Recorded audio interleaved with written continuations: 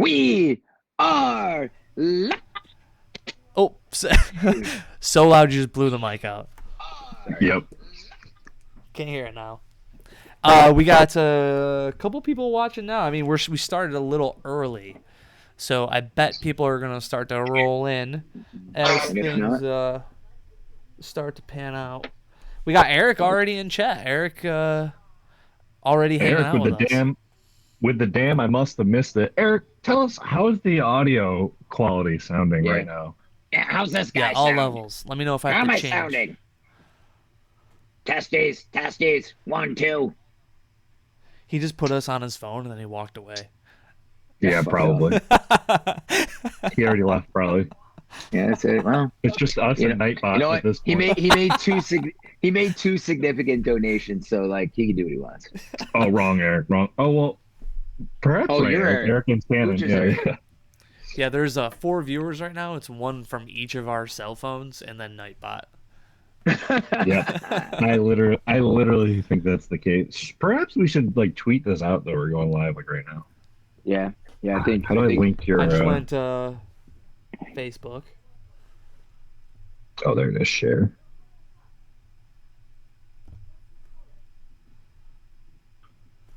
Tweet. We live for Vera House.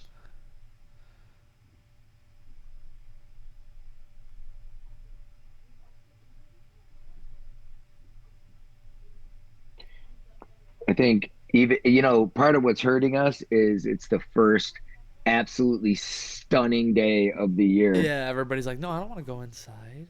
I don't want to go Yeah, inside and listen to three dopes. But listen, we put together something awesome. They go back and listen. Maybe some drunks at 3 get it done for us. Shot, shot, shot, shot, shot, shot. Shots. I'm here Yes, for it. please take so many shots while you're at 3 All laps. the shots. Dude, the menu's popping over there these days. The menu was ridiculous, dude. That the monkey brain platter, the garbage plate. Let me tell you something Yep. about that. I think that pops up in 2 days. Ghost kitchens near you. So did. Okay, Bernie Musatelli says the audio sounds great. Perfect. Bernie, always Bernie. there by our side. Yep. Yeah, Thank you, Bernie sir. sounds delicious. I can't wait to see these characters play out a little bit. All right. All right. Heck yeah. It is just so freaking nice out today. It's unbelievable. Yep. Corey, was it this direction? It is right here, dude. If you guys want to donate, you can scan that little QR code right here. Way little? down beneath me. Also, if you're in chat right now, you can type in ! donate, and Nightbot will be happy to provide the link to you to donate. All raising the money, all for Vera House has been fantastic. Another fan voted charity. It was pretty crazy to see how close it was this year.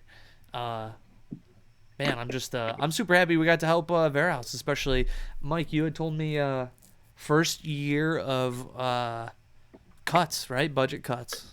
Well, this I think it came out in January or February.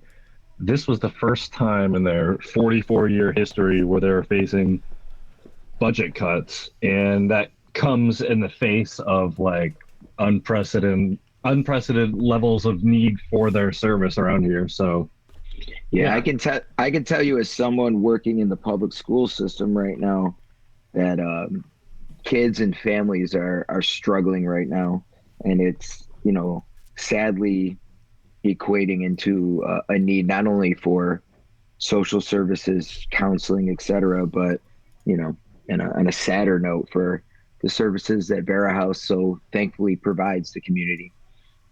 So Yeah. Thank Yeah. God. tough time to be making cuts. Right. Yep. And this year we actually were able to land our very first corporate sponsor, right? I mean, that's pretty Outside of the awesomeness that is Three Lives, yes, but yeah, right, official right. corporate sponsor. Yeah, which was fantastic. We actually Prevention Network. We do the Dungeons donations, and we focus on trying to keep things in the community. All the money that we raise, 100% goes back into the Syracuse area because we felt like that was super important. And our friends at Prevention Network have been so kind and gracious to give $500 to Vera House for our cause. So it doesn't reflect on the PayPal because they wrote a separate check, which I have in my car. And they're a fantastic organization. If you don't know what Prevention Network is, they offer free services that make our community a healthier place. You can actually contact the Prevention Network to kind of learn more about the educational prevention presentations. They have recovery meetings, family support through all phases of addiction, parenting classes, youth empowerment programs. They also even offer Narcan training, which is fantastic. It's like a I'm gonna butcher this word, smorgasbord. Nailed Smorgasbord. it. Was that Nailed it. good? Was that close? Listen, I'm here for it. A charcuterie board of a lot of great programs. A cornucopia. A cornucopia. Thank you. Whoa! So Prevention Network, right here in Syracuse. They are a fantastic group, and paired with them, we also are friends at Three Lives. Our buddies at John Page over there streaming right now. If you're watching at Three Lives, if So Three you guys Lives. get a shot, every dollar they're gonna put $1 into the pool here. So very excited about that. So make sure you guys And if you roll a 20, you get a $5 donation. So get out there and roll some shots tonight. Tonight is roll for a shot night over at Three Lives. Yeah. Also, like Corey mentioned earlier, as the stream was just starting, they also have this new ghost kitchen that's forming in Three Lives. It starts on, I think, Monday, where they are doing these garbage plates, and me and Corey got a chance to kind of sneak peek taste test one of those things, and they were phenomenal. So once that starts coming out, keep an eye out for some monkey brains on like DoorDash and all that. Nice. yeah. Yeah, Three Lives has been so good to us. And in fact, we're super excited. One of the many ways that John and Three Lives team has supported us is to allow us to play D&D live. And we sold off bids to come play D&D with us for the second time. It's been widely popular. We actually had to turn some people away for the $50 slots. However, if you're interested, come on out June 14th. The three of us will be DMing for groups of people that night that made their donations. But there may be some sort of way, by being there and being part of the vibe and the action, that maybe you can help us raise a little bit more money that night. Furthermore, it's looking like after the first set of games, we're going to play our VIP game that I will DM. Corey and Spooches will play. And it looks like there's a good chance John from Three Lives will join us at the table. We have two other VIPs that have paid $100 a piece to come play with us. We have a spot left.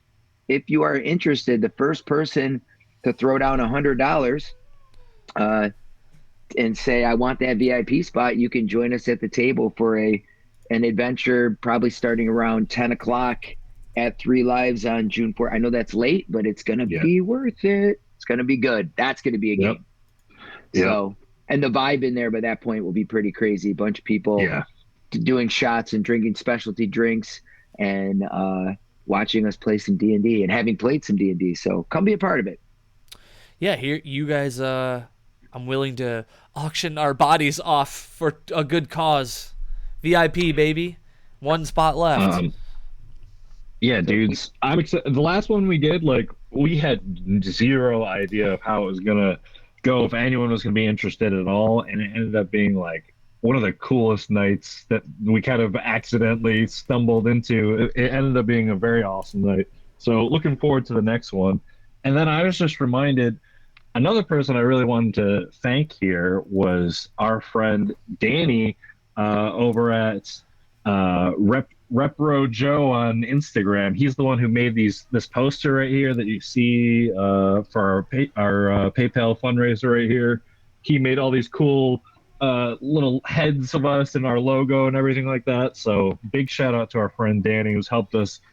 I actually literally today got a compliment saying that this time around everything looks so much more professional, and everything he was mentioning about that was directly our friend Danny. So appreciate Danny, you, thank Danny. you so much. Yeah, In thank you, fact, Danny. I'm super pumped to upgrade to a couple of shirts with this new artwork on it, Yep, including not just this, the colored version with the 3 heads and the Yep. D20 die. Super happy with that. Super happy with that. Yep. Yeah, Danny, you couldn't be a So- better person.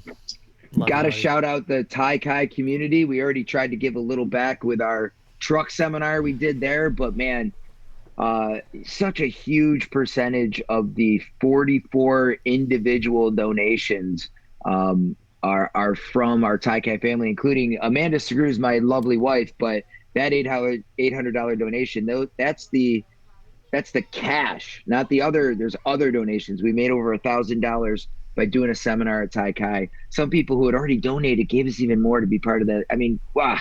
Kenny, thank you so much for that opportunity. Ken Cronenberg and the Tai Kai family, you know how we feel about you. And we're glad we could give something back. Yep. So just one more quick thing before we get moving, unless these boys have something else. I do want to remind you guys, this is a twice a year thing that we do. We're going to be back in November, and it will be for the CNY Food Bank at a time when the CNY Food Bank is most needed for the holidays. We have outdone ourselves as a charity community in Dungeons and Donations each time. We keep pushing the bar up. I wasn't feeling good about this one. I was like, oh man, how many times can we go to this well? Well, apparently we shattered all our expectations, and our goal was 3,000. The most we had raised was last time 4,200, and here we are on the verge of 5,200 plus. So that's just keep in mind, if you're going to make a holiday donation, anyhow, come on out and help the food bank. That place is amazing as well. So that's my last plug. Gentlemen, anything else before we start spell jamming ish? No. You have a nice little piece. I'll turn it off to you. Yeah, man. So for those of you who are only loosely familiar with Dungeons and Dragons, the world's greatest role-playing game, you're going to see us play a very unique kind of game today, because Dungeons and Dragons is really built initially from a miniatures combat game, right? So D&D is a combat first sort of system at its core, but because of the way it's built, it can be so much more. We've done irreverent comedy, we've done action, we did a horror adventure, we did this super fun everything goes kobold adventure last time, and this time there's two things that we're doing. This is an RP heavy, so don't know how much combat you'll see, but the system kind of allows for that. But we always like to tap into the zeitgeist of D&D, because that's part of what we love, and part of what we're doing here is to spread the good word of Dungeons and Dragons, this shared storytelling game. And so one of the newest things coming out is Spelljammer. Spelljammer actually isn't new, but they're coming out with the 5th edition version. This actually goes all the way back to 2nd edition. I believe in late 80s, early 90s it came out, and it is really, really bizarre. It's a combination of classic D&D fantasy tropes with sort of sci-fi tropes, and I'm put in. them together. I'm You in. have everything from miniature giant space hamsters and basically weird nautiloid ships in space. They have their own rules of space travel, but you're going planet to planet like Star Trek meets D&D. And it sounds so silly, and it is, but it's also so amazingly fun. So Yeah, I love how all the ships and going from place to place is like you're sailing on a boat more than it is like flying in a Yes. spacecraft. There's also Yeah. like weird gravity where like you can jump off, and as long as you're close to like a big thing, you can like stick yourself to the bottom of the ship. It's the same Yeah. as the top of this. Yeah, it's bizarre. It's wild, man. But Spelljammer's Adventures in Space basically takes you through the astral planes, which is essentially space in D&D. And it's a campaign setting like no other, right? You're out there in the stars, the gateways to the heavens, the astral plane. It's teeming with excitement and possibility, silliness, irreverent, hippo people like Mr. Dimples, the GIF. And with the help of magic, these spelljammers, these ships can cross the oceans of space, the wild space, and go into the silvery void of the astral sea that go not only between worlds, but between basically the D&D multiverse. Everything now is multiverse. D&D was way ahead in this whole multiverse thing. They were doing it way back when, So anyhow, here it is, the 5th edition. Yeah. Now, where we're honoring that is our characters are Thri-kreen, and Thri-kreen are essentially giant mantis people who speak to other beings with telepathy, and with each other either with telepathy or clicks and pops of their mandibles and pheromones emanating from them. So that's us, and we are essentially space hobos who continue to be able to travel through the astral seas by doing odd jobs, but particularly we are a delivery service. We are essentially Spelljamazon is what we are. And as Jamazon, we go Without the Jeff Bezos funding. Yeah. Yeah. F that guy. Pay your workers a few extra fish and some benefits. We wouldn't need to do these other odd jobs. And have our, That's all we asked for. so the Thri-kreen, the two of us, have come to Faerun, the typical D&D standard universe, to make a delivery to a wizard that some of you know. And that's kind of where our adventure and shenanigans begin. But on our way to make this delivery, our ship ran out of fuel, sort of the biofuel that it needs to eat and consume to keep us moving through space. So we're kind of trapped here. We've made our delivery, or are about to, and we got to, get back on our ship and find a way back home or into the astral sea. How's that, boys? Dang. Dennis, Beautiful. you killed it. Bravo. I don't know about all that. But Bravo. Mike, That any was final beautiful. thoughts before we set the stage? Yeah, I mean, final thought, unrelated. I should have mentioned this slightly earlier. Our friend, I want to shout out our friend. It's kind of like shouting out Critical Role. It's like, what's the point when they're way bigger than us? Our friend Joe over at Hey It's Joe on Twitch. Dude, He's my dude. always been very supportive of us every single time we've done this, and he has like tons of followers, and he's very fun and entertaining to watch. You guys should watch him on Twitch when this is over, because he's probably on and he's streaming 24/7. It seems like, always having a good time. So one more check him out time, too. tell the people where they got to go, because I got to meet him. These folks already knew him. I got to meet him at 3 Lives last time. And Oh, yeah. man, I wanted to call a timeout in our game session, just rap with him. The dude's had a crazy, exciting, interesting life, and he's all Yep, blasé about it, like, that's what I do. But check him Yeah. out. Hey, Absolutely hey, check it's him Joe. Hey, it's Joe at Twitch. All right, Corey. Joe, thank you. Corey, what's going on? What are we doing here? All right, ladies and gentlemen, this is a one-shot that I wrote myself, and it is called What? the Iron Horse Auction. Don't say what yet, because this is the first time we're testing it. It could be terrible, it could be awesome. We're going to find out right now. Ready? So, After round to find out, bro. That's right, son. It's a sunny fall day in a very small, familiar farming town that we all know as Timber Sprout. The smells of fresh-cut wheat lingers through the air as the villagers are starting the harvest before the winter months. Our story starts actually much like any other D&D adventure. We're starting inside the Timber Sprout Tavern. The inn has hosted many guests and travelers passing through the small, quiet town of Timber Sprout. But as the camera pans to a nice warm hearth where a fire is crackling, keeping this tavern a little warm, the camera pans away and we meet our two peculiar, randomly not so fitting characters. Xanthorpe, give us a rundown of your character.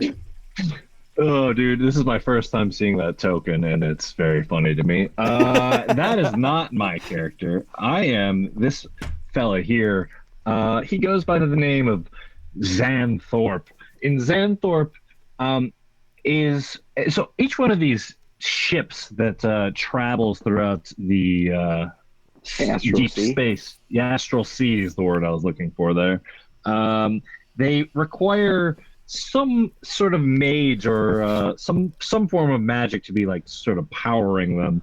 And Xanthorpe is in fact our power source here. Xanthorpe is he really harnesses his telekinetic and telepathic abilities, and he kind of most of the time is just spent sitting in the helm of this spell jamming ship and just kind of like warding out all spaced out sort of odd sorcerer type dude. And yeah, he's got these 4 cool bug arms and these big bug eyes. What is his this is a very strange question, but his arms, does he have like, does his hands look human, or are they like pincers? Like, what do they look like? So yeah, he's got those 4 arms and then the one baby arm that's keeping him the tripod moving.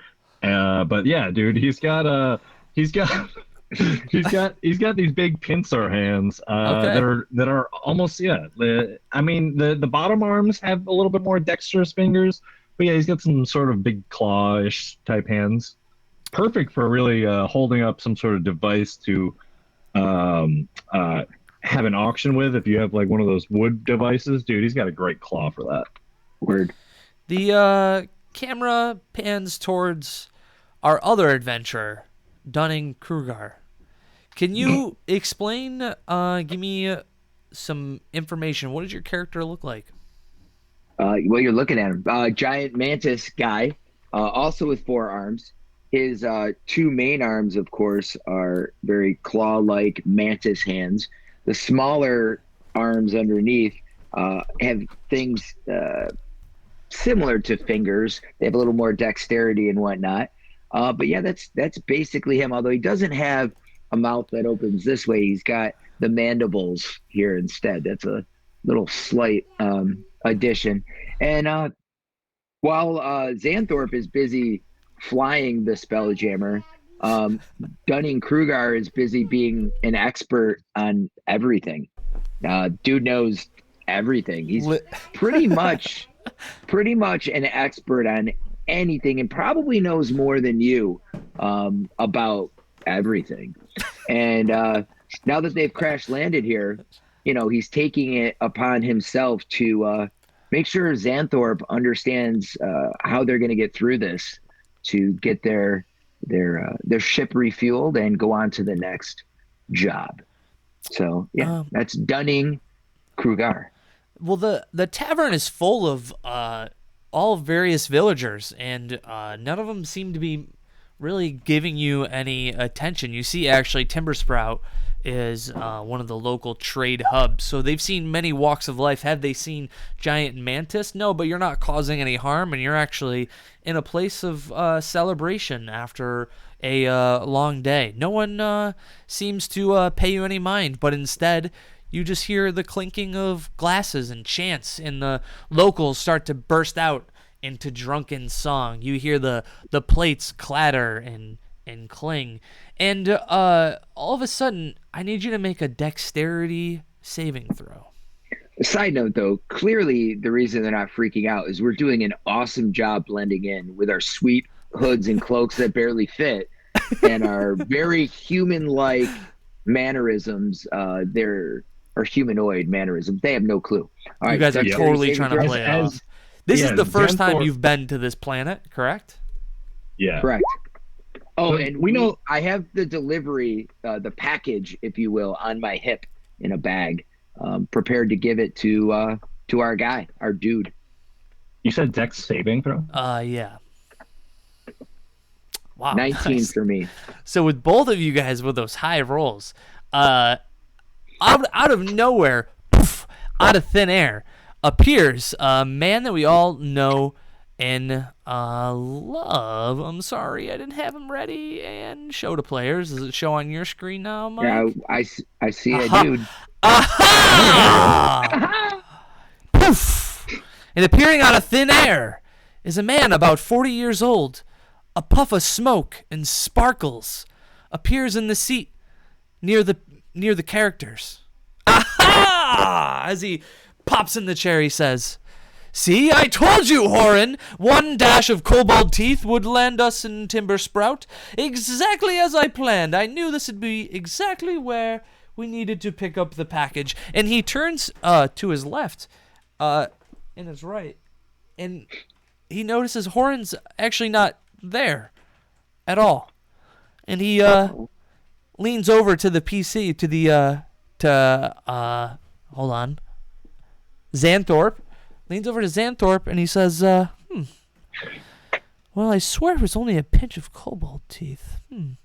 Well, And as Xanthorpe sees this man pop up, he says, "Yet another human! We must greet him with the proper customs!" And starts waving all his arms.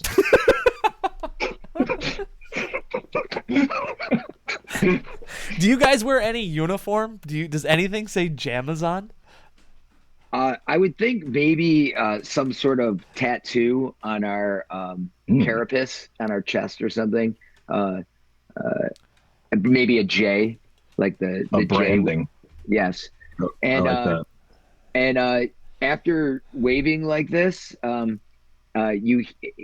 Xanthorpe hears in his head via telepathy. Dunning-Kruger says, "Nailed it. Remember though, Xanthorpe, when they are this close, you don't only wave your arms, you shake theirs." And he reaches out with his pincers and he grabs Sandbalay's arms and he shakes them. Yes. Nailed it. Give me an athletics check. He's gonna try to prevent it. And in Sandbalay's head, while this is happening, he hears, "Greetings, human." All right, athletics. Yeah. That's right. You guys can't. Okay, so yeah, he Sandbalay rolled a 5. So you're able to shake him as all so violently. And he says, And I just keep shaking his arms. Just keep shaking them. So are you just Nailed like, it. Yes, please, shaking his arms. please stop. I can't have my hands broken. Please accept my greeting. Humans prefer their hands shaken. And with a final jerk, he yanks his hands out and he dusts his robe off. And he says, "Huh, I was told I was supposed to meet somebody here for a delivery. Surely you might have heard my name before." And he puts his arm around you, Dunning. Dunning. Dunning. Oh, God.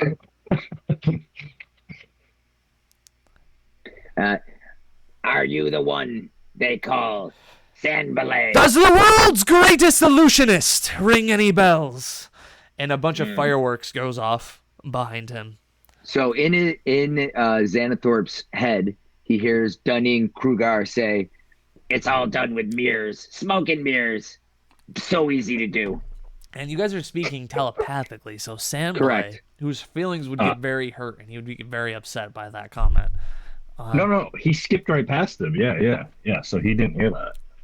Oh, boy, don't know. I got to remind myself that you guys are talking telepathically, which is hilarious. to me. By the way, I think Xanthorpe totally buys. Anytime Dunning spouts off about something all confidently, he's just totally buying it, dude. He's into it. I love that.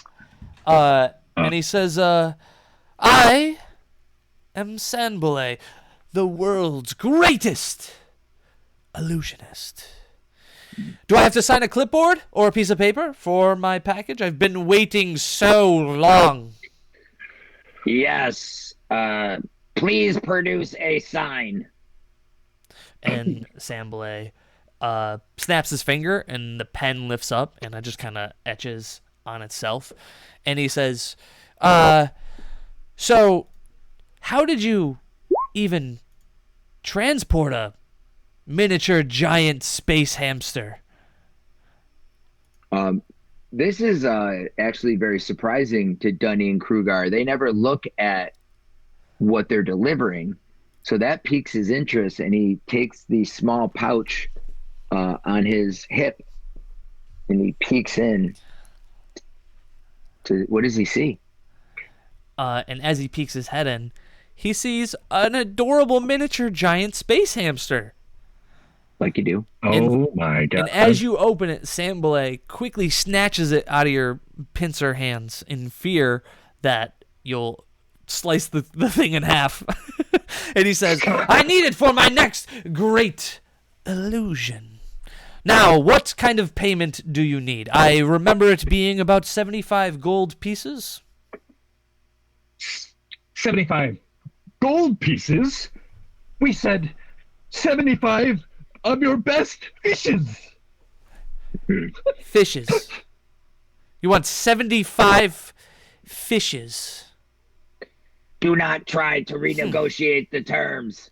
No, I don't want to renegotiate. He's already What signed if... the clipboard. Well, I did already sign the clipboard, but I have unfortunate news. But I know of a way of where you can get said fish. You see, I don't have the fish on me, nor could I produce them in one of my illusions. And he snaps his finger and little fireworks come out of his finger. He says, there's actually an auction being held, actually just right around the corner. And if you're not too familiar, the Iron Horse auction. Have you heard of Iron Horse Gang at all? No, but I have heard of around the corner. It's where fudge is made. That was good. And he says, That's what he's heard. Here, I have a proposition for the both of you. You kind of seem like businessmen. What do you think? Dunning Kruger sits up very, very straight because clearly he's an expert businessman. What on earth has given you that impression of me? Dunning Kruger says, on top of the payment for this nonsense, we will require more fishes, for our helm needs to be fed for us to travel the astral seas. It is beyond your human comprehension. Send us to the fishes. Oh, very well, very well. I like the... I suggest you get in on the fish market, Well, changing over all of your pathetic metals to fish. It is unregulated in the astral world. well, fish is kind of a radical currency here in Faerun. It's probably not the most adequate type You of... fool! And he says, well, here is my proposition. For I can give you as much fish as you want, actually. And the auction is going to be selling some fish. Some of the world's rarest fish, mind you. Now, this auction doesn't happen too often, and I'm actually after a certain item. They're called the Gleaming Gauntlets. And then as he says that, when he says gauntlets, he lifts his cloak up, and smoke pops up from his cloak. And he says, you see, with those gloves, I should be able to grant your deepest desire. But let me offer you this. I give you 12,000 coins. And I know that sounds like a lot, but this auction holds only the most rarest items, and the gold should be enough to win those gloves and the fish. Now, if you stay on course, you'll be able to obtain both those items. Now, gentlemen, please don't let me regret giving you 12,000 gold. I'm gonna kick myself in the ass. Clearly, you are inadequate, which is why you desire our services. We are expert negotiators. Ah, now you sound like my last girlfriend. Here you go, look. And he snaps his finger. And as he snaps his fingers, a pillowcase of coins, poof, drops on the table. And then all of a sudden, these two little feathery pieces of paper float down ever so gently on top of the gold pile. And he says, the carriage that's around the corner should be able to get you in to the auction. They can take you to exactly where you need to go. I think Xanthorpe tries to grab some of the gold and take a bite out of it. Oh, those are not for eating. Sometimes I do. Inedible! Where are the fish? Sometimes you can do magic tricks with them. And then he takes a coin out from behind your head, and he shows you the gold coin. That was actually quite impressive. He salutes with all forearms. Now, inside of Xanthorpe's head, he hears Dunning-Kruger, and he says, when a humanoid pleases you with your performance, you must clap. And he just takes his pincers and just right on the sides of Sambalay's head, just claps. Oh goodness. You have done well. Oh, Master well. of illusion. Well, don't thank me yet, because you still have to buy the fish. I'm hoping. Remember, and he looks at both of you and he says, gloves and fish. It's the only two things you need from the auction. Understood? Yes, I will follow this plan. You have chosen wisely, trickster. And with that, Dunning-Kruger grabs with his claw. Actually, he uses his telepathic and telekinesis powers to levitate the coins to him, and he affixes them to his hip where he has a belt. He has a cloak and just a belt. Everything else is his carapace. And he says in his mind, Xanathorpe, let us take leave. In your head, he's looking back at Sambalay, and he watched you do that cool little trick with the money, and he's like, that guy was totally impressed, by the way. Like, all right, we're ready. Nailed it. We're totally fitting in. I love this idea that you guys completely think you're like fitting in, acting natural. Clearly, we are experts on all creatures. We know their cultures and ways better than they know them themselves. Come, yes. Let us go. And you guys take your leave. Right around the corner, you notice where fudge is made. You guys notice the carriage that's sitting on the side. Can you guys both? This is not an acceptable vessel for their children. I thought there was a carriage here. These fools do not even know what their own devices are called. Dunning-Kruger, ladies and gentlemen. And this is a Miniature Land Spelljammer, and I will not man this helm without fish. Both of you guys give me perception checks. What do you expect from humanoids that wear their insides on the outsides? Who puts the squishy parts on the out? Perception? Yeah. I have -1. That's good. I rolled an 8. 17. You rolled a 17. Okay, so Dunning-Kruger, you notice that that carriage was not there when you guys walked into the tavern. It almost like appeared out of thin air. And what's even kind of weirder is you look around and you don't see how the carriage would move. You guys probably, if Earth is the first time you've been, you probably don't know horses pull carriages, but there's no animals around. Don't tell Dunning-Kruger what he knows. Is this your first trip to Earth? I shouldn't assume. Is this your first trip to Earth? Or it's totally our first trip to Faerun, without a doubt. Yeah. Okay. So you have no, like, it looks like there would be something, a way to tow this thing. And it's also kind of weird. It just appeared out of thin air. It's this very elaborate carriage, stands about 15 feet tall with all these like beautiful stained windows, and on this front door has like this beautiful like metal hinges, a giant door knocker that's in the shape of a horse. What would you like to do? So Dunning-Kruger says, "You see, they have not mastered the ways of spell jamming. Those circles are how they achieved locomotion. They require no fish, but cannot travel the astral seas." Ah, give and take, I suppose. Yes. Come, I will show you how one knocks on a door. And we proceed over to the door. As you guys knock on the door, the second time, did you say knock on the door?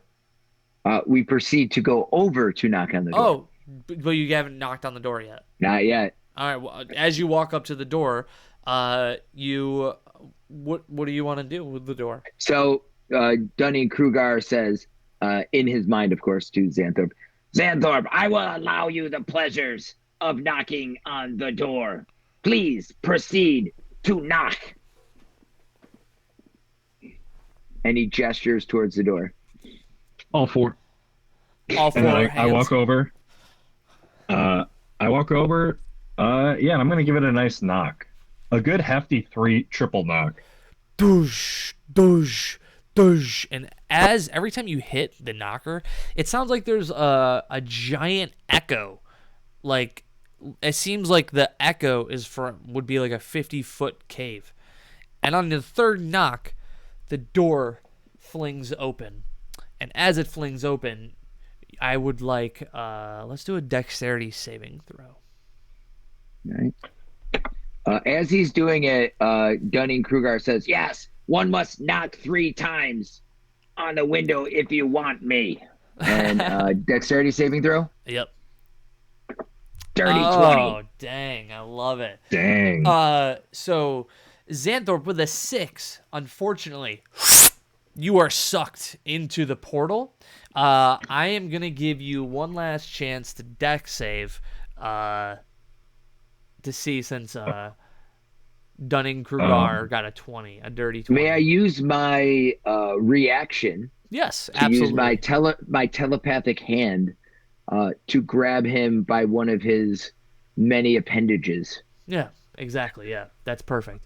So you guys are Beautiful. you're holding on to the door. You're holding on into this like portal that's sucking you in full force, and you notice that the door is starting to close, and your pincers are wrapped around the door frame, holding you from getting sucked into the portal. What would you like to do?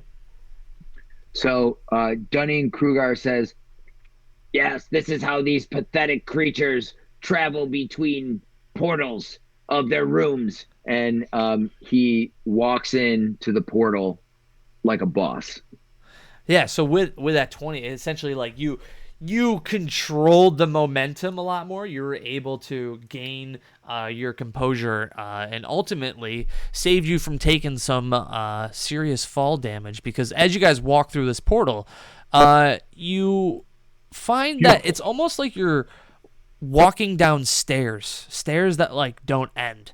And it's like, has it been minutes? Has it been seconds? Has it been hours? It's been so long. It just goes on and on and on until you reach the bottom of the steps. And in front of you is this giant, we'll call it a house, with these 4 massive cylinder, these columns that are in the front.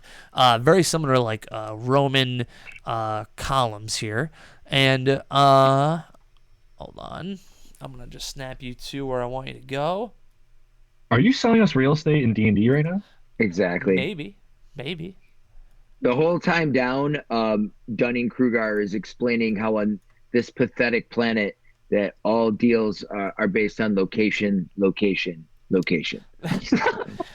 anymore, Dennis. See, the real estate agent in me says it's not no more about location. Whoa. Dunning-Kruger. Whoa. Dunning-Kruger knows Easy real estate. expert. Expert. Is there anything he knows enough about that he knows that he doesn't know about it? Whoa.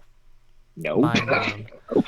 So as you guys walk up to this elaborate front entrance, like it's almost like it looks like a millionaire's house. It's like over the top, fancy as shit.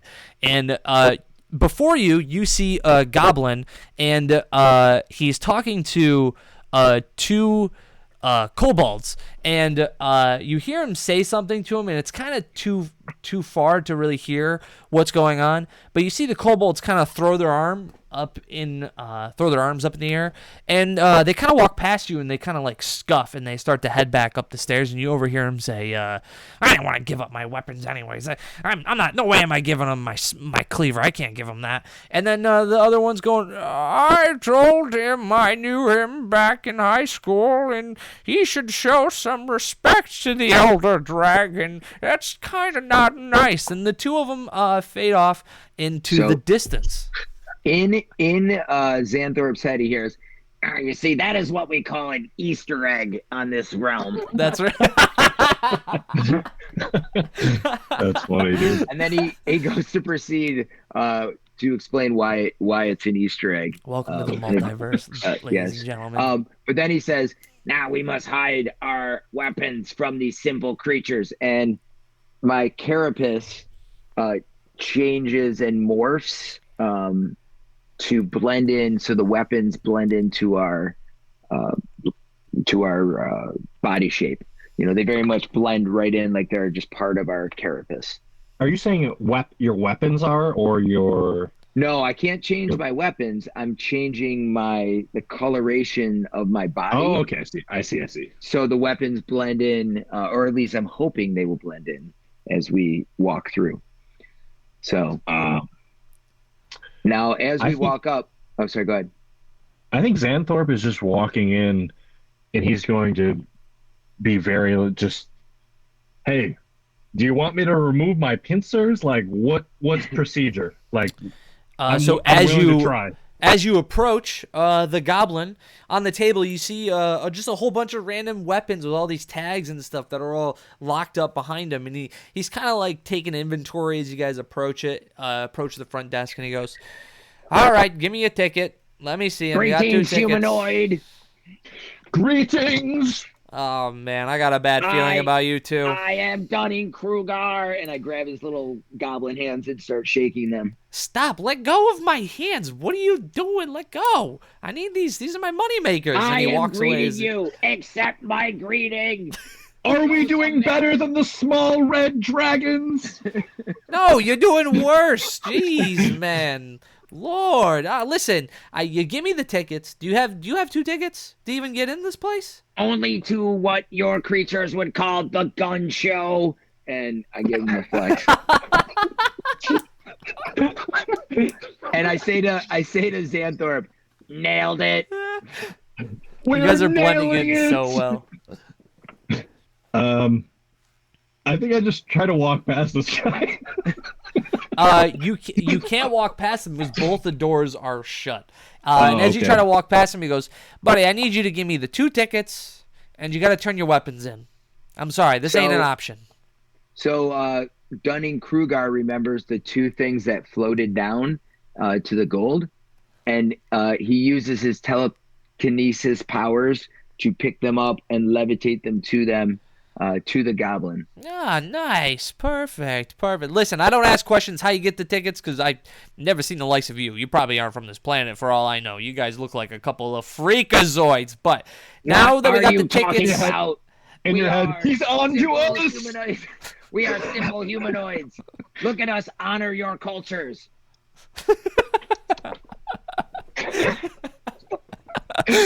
Now I just need you to turn in any weapons. You got any swords, any sharp items? Can you chop your pincers off? Weapon. What do you expect me to do? I have signed on multiple planets. You have a weapon though, right? For my body, for it is a trained weapon. You give me a deception roll. I am a black belt at Tai Chi Jiu-Jitsu. Yeah, what would you like me to do? You have a sword or something, don't you? I have a rapier and a dagger. Yeah, so give But me they a are. I'm hoping deception. they are blended into my sweet carapace. We're gonna do. Let's do persuasion with advantage because they're blended in. Word. This will be if Persuasion or you keep. deception? Let's do Persuasion or persuasion deception? because you were trying to. Word. Yeah, with advantage. Perfect. So Nailed it. he goes, all right, well, I mean, keep those pinchers. Actually, I got a set of rubber bands. Can I put rubber bands on those things? Keep them shut? I am Clip not claps? what your people call Rubber a band. lobster. Can I? Uh, What about you? yes. What about you, tall, gangly one? You got any weapons on you? As he says that we don't have to remove our pincers, Xanthorpe is trying. He's been clicking away at his pincer, and he says, "Very generous, but they say my greatest weapon is my mind." And then he starts to try to remove the back part of his head for a second. Oh my lord! No, leave your head on. Jeez, I just want the weapons. Do you? Oh, Here, listen. I Let also me. have this one dagger, and he just kind of throws it at the ground. And you throw the dagger and it lands between his feet, and he takes the dagger and he goes, "Well, here, take your ticket. Check it when you come back out. We'll give you your weapon. I'm holding it all over here. Otherwise, gentlemen, welcome to the auction." And as he says that, the two heavy doors lift behind him, and you see this very elaborate welcoming hall. Before you, it. straight ahead, I shake him. what'd you say? I shake him on my way out. Oh, stop it. I already gave you your ticket, okay? Leave me alone. Why are you guys always shaking me? I swear. And you guys, as you guys walk in, well, do you walk in? Yeah, like a boss. Oh, hell yeah. Okay, perfect. So as you walk in, Remember, yeah, walk casually. Yes, be casual. And he sticks all of his appendages out stiff, and starts to walk like he's on stilts almost. and as you guys walk into this very elaborate hall, it's this beautiful marble floors with all these tall, very probably 30, 40-foot tall ceilings. And to the straight ahead of you, you see these two giant, massive behemoths standing guard of these two doors that are closed shut. To your left, you hear a sound of a bar kind of clattling. You hear some laughter and conversation. To the right, you can just see kind of a small lounging area. And then on either sides of you, you actually see this big staircase with this velvet carpet that's on it. And as you guys enter the room, this man approaches you and he says, "Good evening, gentlemen. Welcome to the Iron Horse auction. I am the head butler, Miles." And he bows towards you. I turn to Dunning and wonder what to do with this custom because I'm not familiar with it. So Dunning, of course, knows exactly what to do. So when the butler sort of bows, he takes his hand and he pushes the back of his head down into the ground. "Yes, you will worship us. Well done, Butler Miles." And Well, he's pushing him to grovel at his feet. well, Yes, nailed it. Nailed it. I won't be doing any of that. I am here, however, to serve you hors d'oeuvres, maybe, or maybe provide a drink service. As you say that, we're going. And right behind him, this little clanky clanker guy. Hold on, what did I name him? Oh, here we go. Well, this guy walks up behind him and you hear all these whirling and whizzings of all different sizes, and he goes, greetings, maybe I can be of service or service. Would you like some hors d'oeuvres, gentle things? So Dunning-Kruger says, "Xanthorpe, play it cool," and he begins bowing repeatedly like Butler Miles did. I start to grovel at the butler's feet. Yes. Yes, give us your horse doers. Please stand Horse up. doers. Please stand up, up, up, up, up. This is not necessary in this home. Thank you. And on the tray, you notice he has some tasty treats, and he says, I would like you to enjoy fresh, cut Before wild. he's even done, my mental hand is grabbing up treats and delivering them to Xanthorpe and myself. And our mandibles, our salivating mandibles. Yeah. I think Oh, I'm what? going right for the crumbs on the tray also. With my straight up with my mandibles. And it's like as he's like explaining to you what it is, you guys just take it out of the tray. You like suction it like a vacuum cleaner. All of Yeah. it. Yeah. Well, maybe I should go get more out of the back. Would So- you prefer for more? And so Dunning-Kruger says to Xanthorpe, in these cultures, it is appropriate to give the servants a tip. And so he takes his dagger and he mentally just pokes him with it just a little bit, just the tip, just pokes him. Consider yourself tipped. I want to grab the whole bag of gold and try to give it to this butler and say, "Thank you for the services." And I'm holding out our entire bag of gold to the butler. All right, are you gonna let him just take it? No, you fool. The plan was to get food, and he's given us. But you merely give a tip at the tip of something. I have given the tip of my dagger. You idiot! Give him the tip of something. And I take the gold back. I poke him with one of my pincers, and I thank the butler. As you poke Nailed him, it. it was almost like he was like frozen in place, and you poke him, and you go, "Oh, thank you for hitting my reset button. I feel much better now. I'm gonna go get your derves." He's definitely, you guys, when you pinched him, you definitely cut a cord loose, and now he's acting like completely different. Like he's not so stuttery. Not so very. He's kind of walking now a little funky. He's And probably he also actually a little confused, speaking telepathically to bug things, and he's a weird robot guy. That's probably a little confusing, jarring So for the poor guy. however he's walking, wherever we're heading, I start matching that walk. Okay, yeah. So you're gonna head in his direction. Well, yeah, I think especially if he's heading towards the bar, that seems like where Yeah. we could find food. Yeah. So he actually, when he starts to walk, you see him make his way towards the back. You kind of are trailing behind him a little bit. Let me see if I can move this without. Yeah, perfect.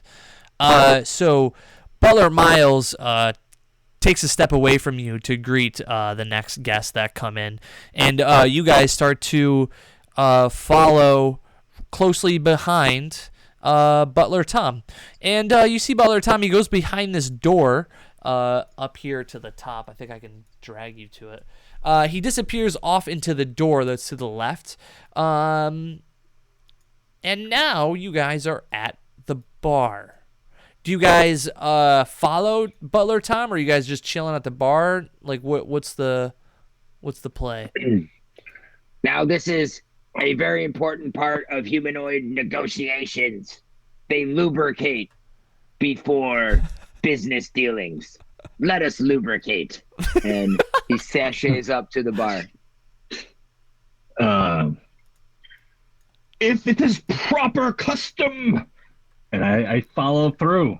Let's go to this. How's the bar? What's the vibe at this bar?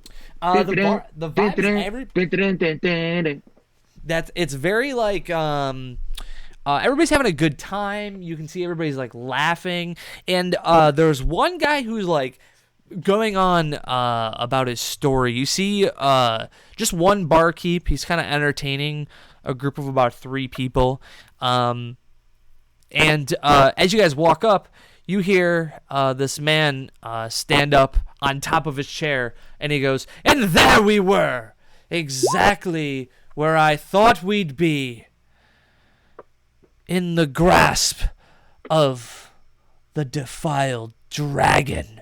And then the other 2 at the table go, "Oh!" and gasp in terror and you see, and then that was actually where you guys walk into the scene. Do you guys let him continue? Do you interrupt him? Do you? I think, yeah, I think we mosey up to the bar, and I think Dunning-Kruger says to Xanthorpe, "Yes, I believe this is where we saddle up to the bar, as if we were on the horses before." And he sits sort of what would be side saddle on the bar. "We are saddling up," and he, like he was when he was riding the horse, he grabs the bar with his two main hands, and his other hands are up in the air like this, and he leans his pincered head over and says, through telepathy, "Please lubricate us before our business dealings that they call the barkeep." So no one else hears this. Who do you say this to? The barkeep? Whoever's behind the bar. Okay, so And actually, I'm projecting it to everybody because we have that ability. It's just open telepathy. Everyone hears this in their minds. so everyone right now hears you at the table, and he says, as you guys walk up to the table, you see this man behind the counter. He is actually a minotaur, and he's cleaning cups, and you say, you want to get lubricated, and he goes, "Yeah, well, what kind of lubrication you in for, gentlemen? Because we got plenty of different kinds behind the bar. What can I help you with?" And the man who is telling that story has stopped, and he's just kind of standing on the stool looking at you guys very awkwardly. Nailed it. Please continue your cool human story. Yes, do not be disturbed by our awesome cultural awareness. Please continue with your tale. Just as he's about to start, the barkeep Dwayne, he slams these two cups on the table, and he says, "Well, maybe you guys will be fixing for a cup of these. This is Dwayne specialty. I call it Dwayne's drink. You like that alliteration there, boys?" Not quite a Glazorpian slime ball, but acceptable. And you see the camera kind of zooms in to Dunning-Kruger, and he turns and looks into the camera, and he says, "Those of you at Three Lives, join us in a drink of celebration." And then he turns back as if nothing is happening. And he says telepathically to Xanthorpe, "That is what we call breaking the third wall of the fourth dimension of the astral plane." Well, Is there anything you don't know? "Nothing. Now watch me drink." And he shoves his face in the mug. "The humanoids call this getting faced." And he just sticks his whole face in there. now, Yeah. I down it in one big gulp. wow, I can't believe y'all ain't probably from around these parts, because I'll tell you what, we've seen all kinds of crazy things. I mean, for crying out loud, did you see the talking robot? I ain't never seen nothing like that from where I come from. I'm a talking cow. Y'all get where I'm going with this? Like this is all a little crazy. Y'all just a bunch of aliens. And "We have traveled the seas with Mr. Dimples. You do not impress us, bovine creature." Oh, I forgot about Mr. Dimples. Oh my god. Well, I don't know Mr. Dimples, but I'll tell you what. I loved a little fair lady that had a couple of dimples that I quite fell in love with. And as he says that, you see the man on the stool says, "Enough about your she-man dimples. Let me finish my story. How rude of all of you to not even give me the opportunity to finish my grand reveal." "Yes, Xanthorpe, you fool, you are very rude. As I told you, these people prefer to talk about themselves. It is the way to win and influence friends. Now, barkeep, lubricate us. You there, continue your tale. Speak about yourself so you feel good about yourself, and you will enjoy our company." Yes, and we will listen and care. Then we just lean in very close. Now, Now where was I? As like the face comes into camera, like you both like sandwich his face on either side. We are very attentive. This is an interesting story. As I like the way you tell it. You are funny. As I was saying, you see, it wasn't an undead dragon at all. You see, it was actually a beholder from the beginning. And then both people at the bar go, it was the beholder? The one, the short one on the left, you hear with her faint voice, I can't believe it was the beholder the whole time. When he says that, Xanthorpe seems a little bit like he doesn't believe this guy. And what he does is he stares at this human and he casts a big zone of truth in this area. It's very obvious to everyone. It's a large sort of like a sphere that pops up. And he says, human, please speak the truth about this tale. And Do I have to make a saving throw for that? yeah, I think so. Can you put it? Charisma, Yeah, put it in the perhaps? chat so I can remember what it is. So while you do that, Dunning-Kruger goes to speak to try to tell Xanthorpe to knock it off, and instead he tells the complete truth. He says, though this man is a fool, you will blow our cover and you will lose us friends and support. Don't. And out there for everybody to hear. Must make a charisma saving. Okay, all right, here we go. You ready? Oh, by the way, Let's people see, at dude. home, I'm rolling dice in real life because I just want the satisfaction of rolling a dice. So what's the save? 14. Ooh, wow, dude, he gets a 13, bro. So he says, he goes, Was this guy fabricating at all about this tale? what you guys are perceiving, and you guys were able to pick up on his grandiose lie, and as you cast this zone of truth, he says, well, actually, didn't happen to me. It was actually the play that I wrote. Quite convincing, isn't it, gentlemen? For a second you believed me. For perhaps 3 seconds, yes, but after that, no.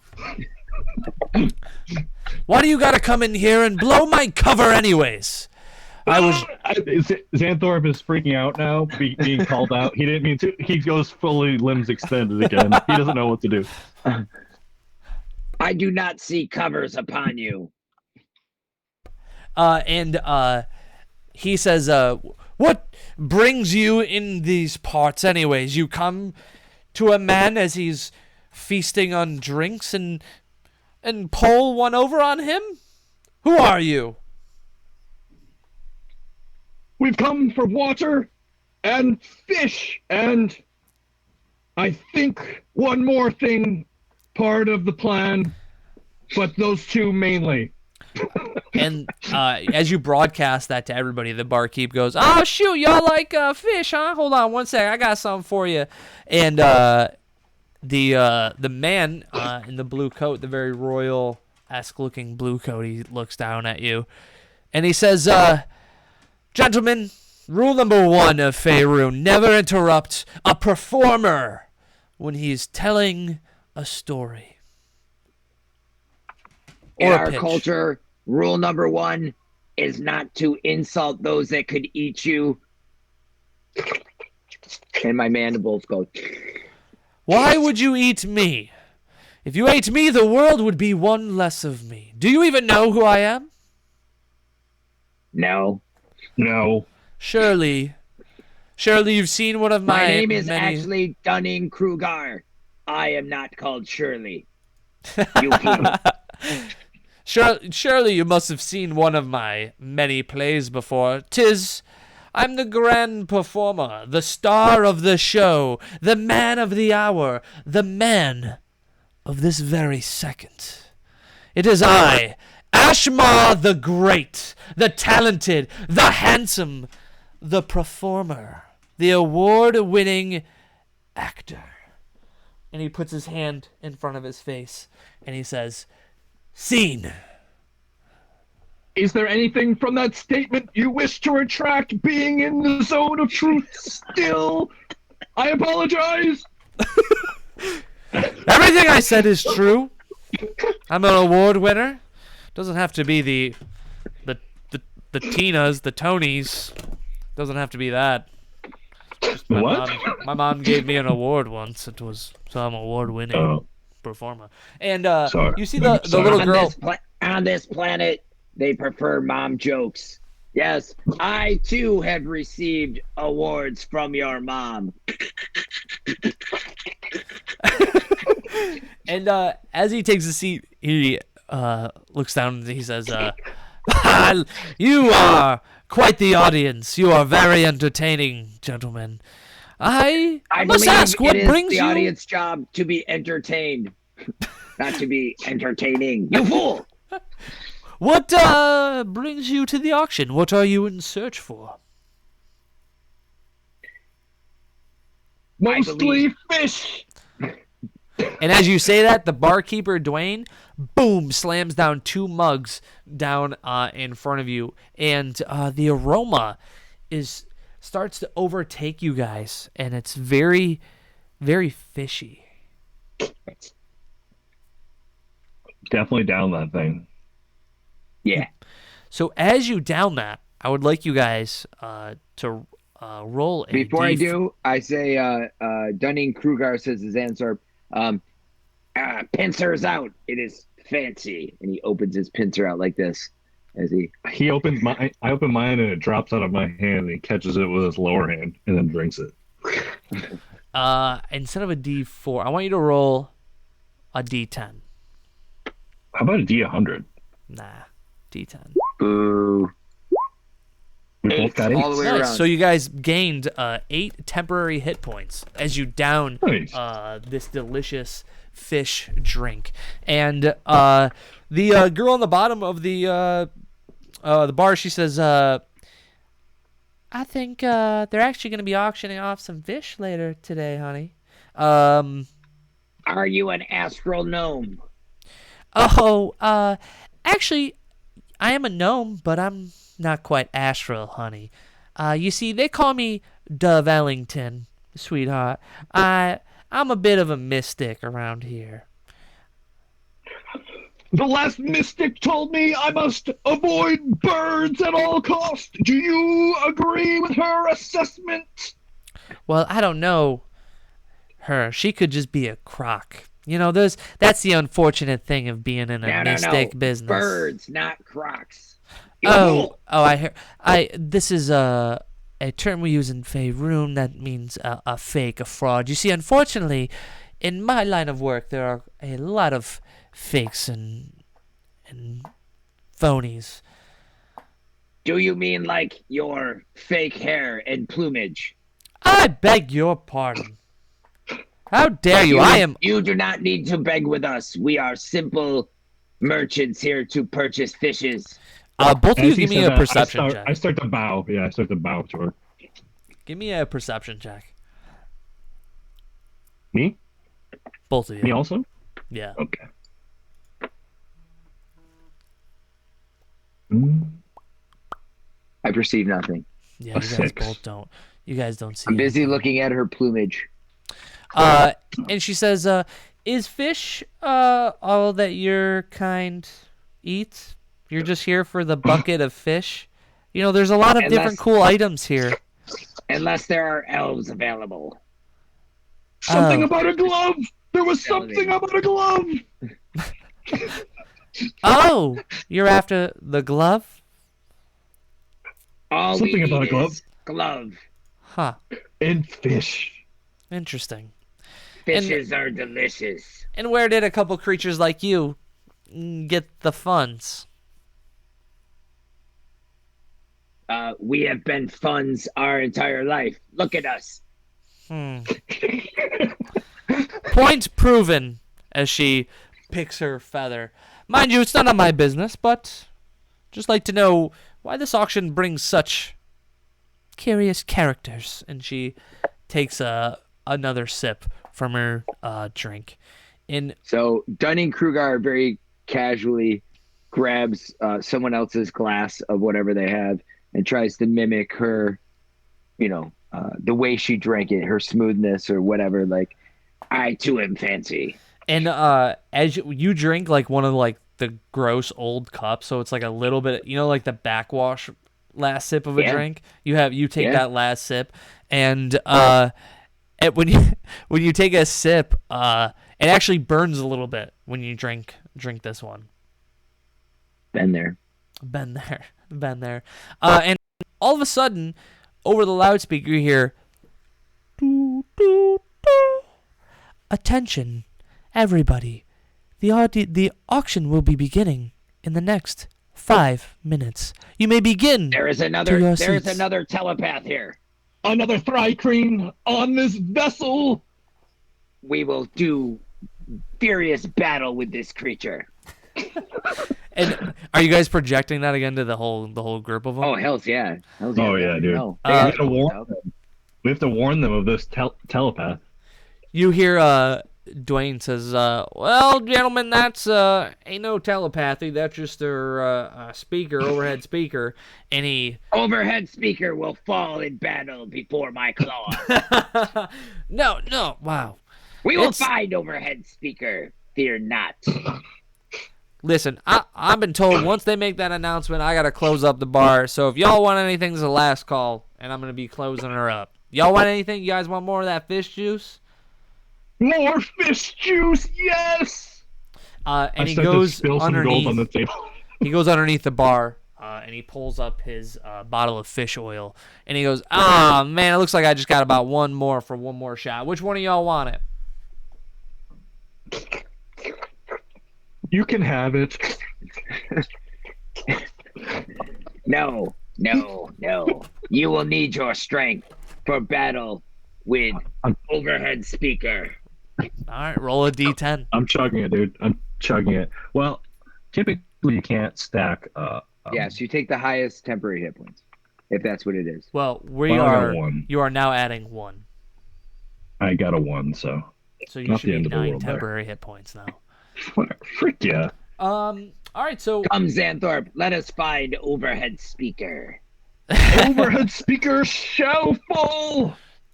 We shall do battle as if we are on the Ashinian wasteland. And he does like his little mantis walk. let me see. The Zoidberg sort of diagonal. How dare you? So where do you guys go? Are you guys gonna take the stairs up, or are you gonna go through that main hall entrance? I turn to the barkeep. One horn bovine. Where shall we find this overhead speaker? Well, gentlemen, I remind you, you are in a zone of truth. Gentlemen, look. It's that thing that's hanging above me. We got about 5 of them all throughout the whole dang place. 5 overhead speakers, they shall all fall before my claws. Now, as is custom in your world, point us in the right direction with your phallus-like appendages. Well, if that means finger, I'll tell you it's going to be over this way. And he just ushers you. He points to where I can get this to snap right. To the steps or to the hallway. Where do you see other people starting to get like a move on here? Yeah. Great point, Mike. Thank you for reminding me. Give me 1 sec. You actually see the 2 that are sitting on the other side of the room. They start to make their way into the room. And as they open the door, you realize that the door has actually been unlocked this entire time. You could have had your seats earlier. So it's has a couple people in it. You hear the noise and the chatter. You can hear people in the audience as they start to open the door. The 2 people that were off to the side, they open the door. You hear all the chatter, the crowd all talking over one another. Yeah, you see the other 3 at the bar. They start to pick up their stuff. The guy that was sitting at the one bar, he goes up the stairs to immediately in front of you. You notice the So little before we go, Dunning-Kruger says, "Wait, we have forgotten to lubricate." And he scans the bar and looking for like the most viscous sort of liquid that he can see, viscous. like thick, oily sort of bottle of something. You or- see a bottle when you scan. Give me a perception check. Let's see if you find it. While I Google what viscous means. 18. Oh, so with that 18, you find something viscous. you find this bottle of Goo Gone underneath, and it's a cleaner. You find a cleaner underneath So- the bar. So I take it, and Dunning-Kruger with his Oh my telepathic hand takes it and shakes it like under his arms, and then he takes the second half of it and just is splashing it all over Xanthorpe. Now we are properly lubricated. Others- You've done well.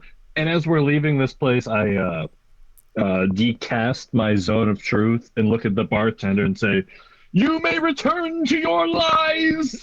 And then looking down at how the Gugon has created this shiny carapace.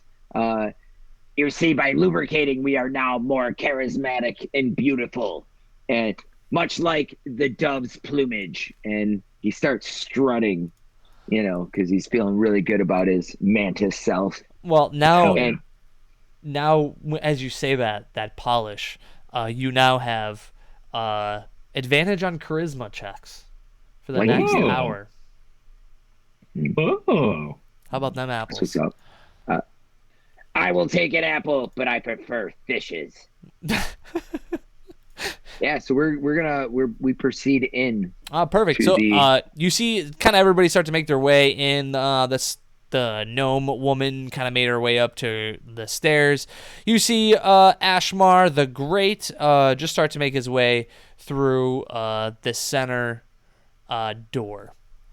Which way do you guys want to go? Can you guys control your characters? Oh yeah.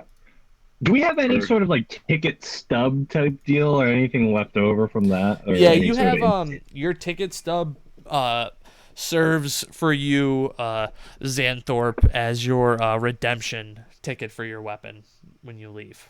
Oh right. Does it like say anything about seating or anything? Nope, doesn't say anything. All right. All right. So, Dunning-Kruger says, "Xanthorpe, as I have told you before, no one can defeat us if we have the high ground. Come." And they begin to go up the stairs. Yes. I followed For him to the now, high ground. we have the high ground. Yes.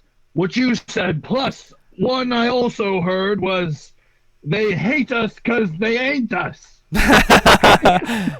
Yes, we started at the bottom, but now we will be at the top. And we're kind of like going up all pincery up these stairs. All right. All right. So before you, as you guys walk up the stairs, as you round the very top steps, you notice that this place just is massive. The amount of seating is crazy. And where you guys are up top is not so densely populated with seats. But down below, you see it packed shoulder to shoulder all the way through. Now, I just got to pop a couple people Like you Up. do. here. Dude, Would this be a good time for a break while you populate? Yeah. Oh, yeah, we're getting it. We're I'm getting asking. that. Okay, Right sorry. now. So as you guys walk into this giant, massive auditorium, you see it packed down in the lower pits, shoulder to shoulder. You see a table in front and a small dwarf man who is holding a very thick book in his hand. And as you guys all enter, you hear him say, "Greetings. Please have a seat. Please take your seat. The auction will begin in just one moment. And ladies and gentlemen, this is where we will take our break today. How long? How long for the people at home and for us? How long exactly? 5 minutes? You want to call it? 3 minutes? Let's call it 5 minutes. All right. All right. 5 minutes, and we will be right back. I hope you folks are enjoying this. And if you want to play with us, there's still $100 VIP seat. First person to put it in the chat, make the donation to the PayPal, we're in. And if anybody is interested in playing with us, but you can't make it that night and you'd like to play on Roll20 with us, we would consider that for a $50 to $75 donation. So keep that in mind if you're interested. Oh, look at that. Look at that. We did get a little bit of action since the stream has started. All right, perfect. So, All right. So we are currently at 5130. My new goal is 5,500, but secretly I'm hoping for 6,000. All right, we're gonna go take a quick break. I hope you guys are enjoying it. See you on the other side. We will be right back. I will be around the corner.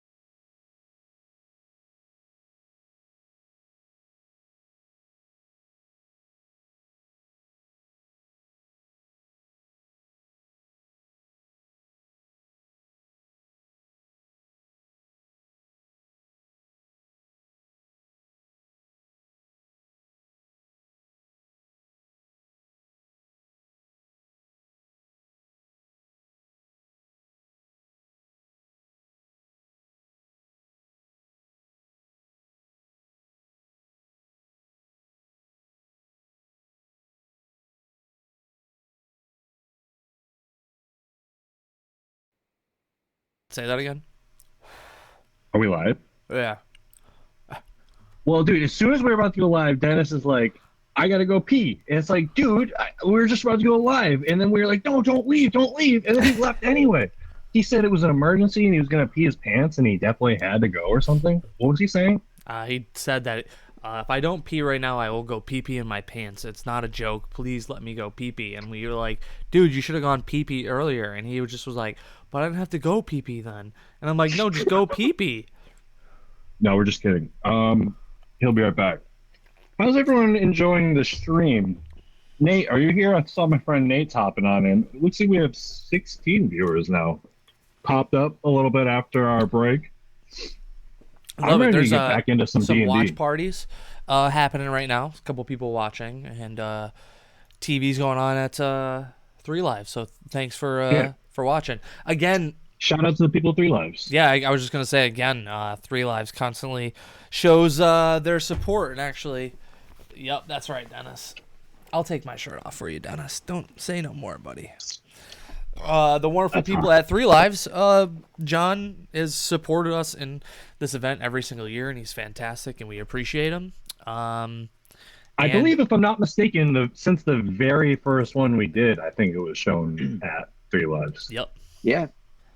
And what a cool place to be, even without us. It's so cool. It's so cool.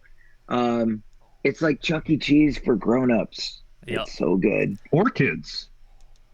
They have a kids' day on Saturdays. Kids go for free or something. Yeah. I didn't know. Yep, they had it today. Kids go for free, I believe. Had I known that, we had some kids interested that would have signed up and their parents would have spent the money to play with us. But I was like, I don't think you want them in a bar. Yeah, it might be different after, Right. No, but that's pretty cool. That's something to consider for the future, because we do have a lot of young people very interested. They're the next generation of D&D players, and and they get to learn not only D&D, but how good it feels to help people in the community. Win-win. And win-win. Another saying helpful in the community. I just want to say again, thank you to our friends at Prevention Network. It's a fantastic company that offers free services. Very needed. Yeah, I mean, offer free services to make our community a healthier place. You guys want to learn more about all these different educational things that they do. They put on educational prevention presentations. They do recovery meetings, family support through all different phases of addiction, parenting classes, youth empowerment programs, Narcan training, which is pretty wild, but definitely a necessary thing. You just visit their website, preventionnetworkcny.org, for more information. Shout out to them for donating $500 and actually, to us. Their $500 donation actually generated a total of $1,000. Yep. Because one of our mentors, Frank from Tai Kai, told us if we could get a corporate sponsor, he'd match them. And so that became $1,000 pretty quickly. Frank is definitely not listening because he loves us, but doesn't understand why we love D&D. But he huge supporter of us. And so if any of you, this is my one last thing before we get back to it, know of any potential corporate sponsors for November when we do the food drive, I would very much love, what we're really looking for is a company willing to match us. We thrive on competition in a very positive way. So if there were a company like whatever you make, we'll match it to the food bank. Like that would be outstanding. Or just any company willing to donate, and we'll shout them out as much as possible. So thank you all. Yes, thank you very much. And Corey. Yeah.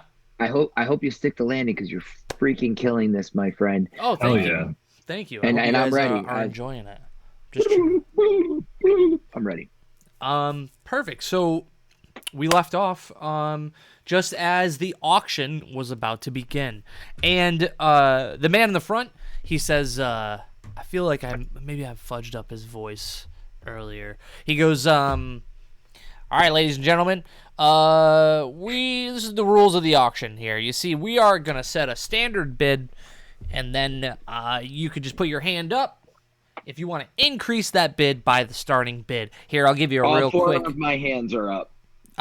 Sir, you don't have to put your hands down now. We're gonna do a quick example, right? And he puts this like goblet on the table. My This hands go up. chalice. In I his- didn't in his even say head, the in starting in price. the auctioneer's head, he hears, "We will win the fish."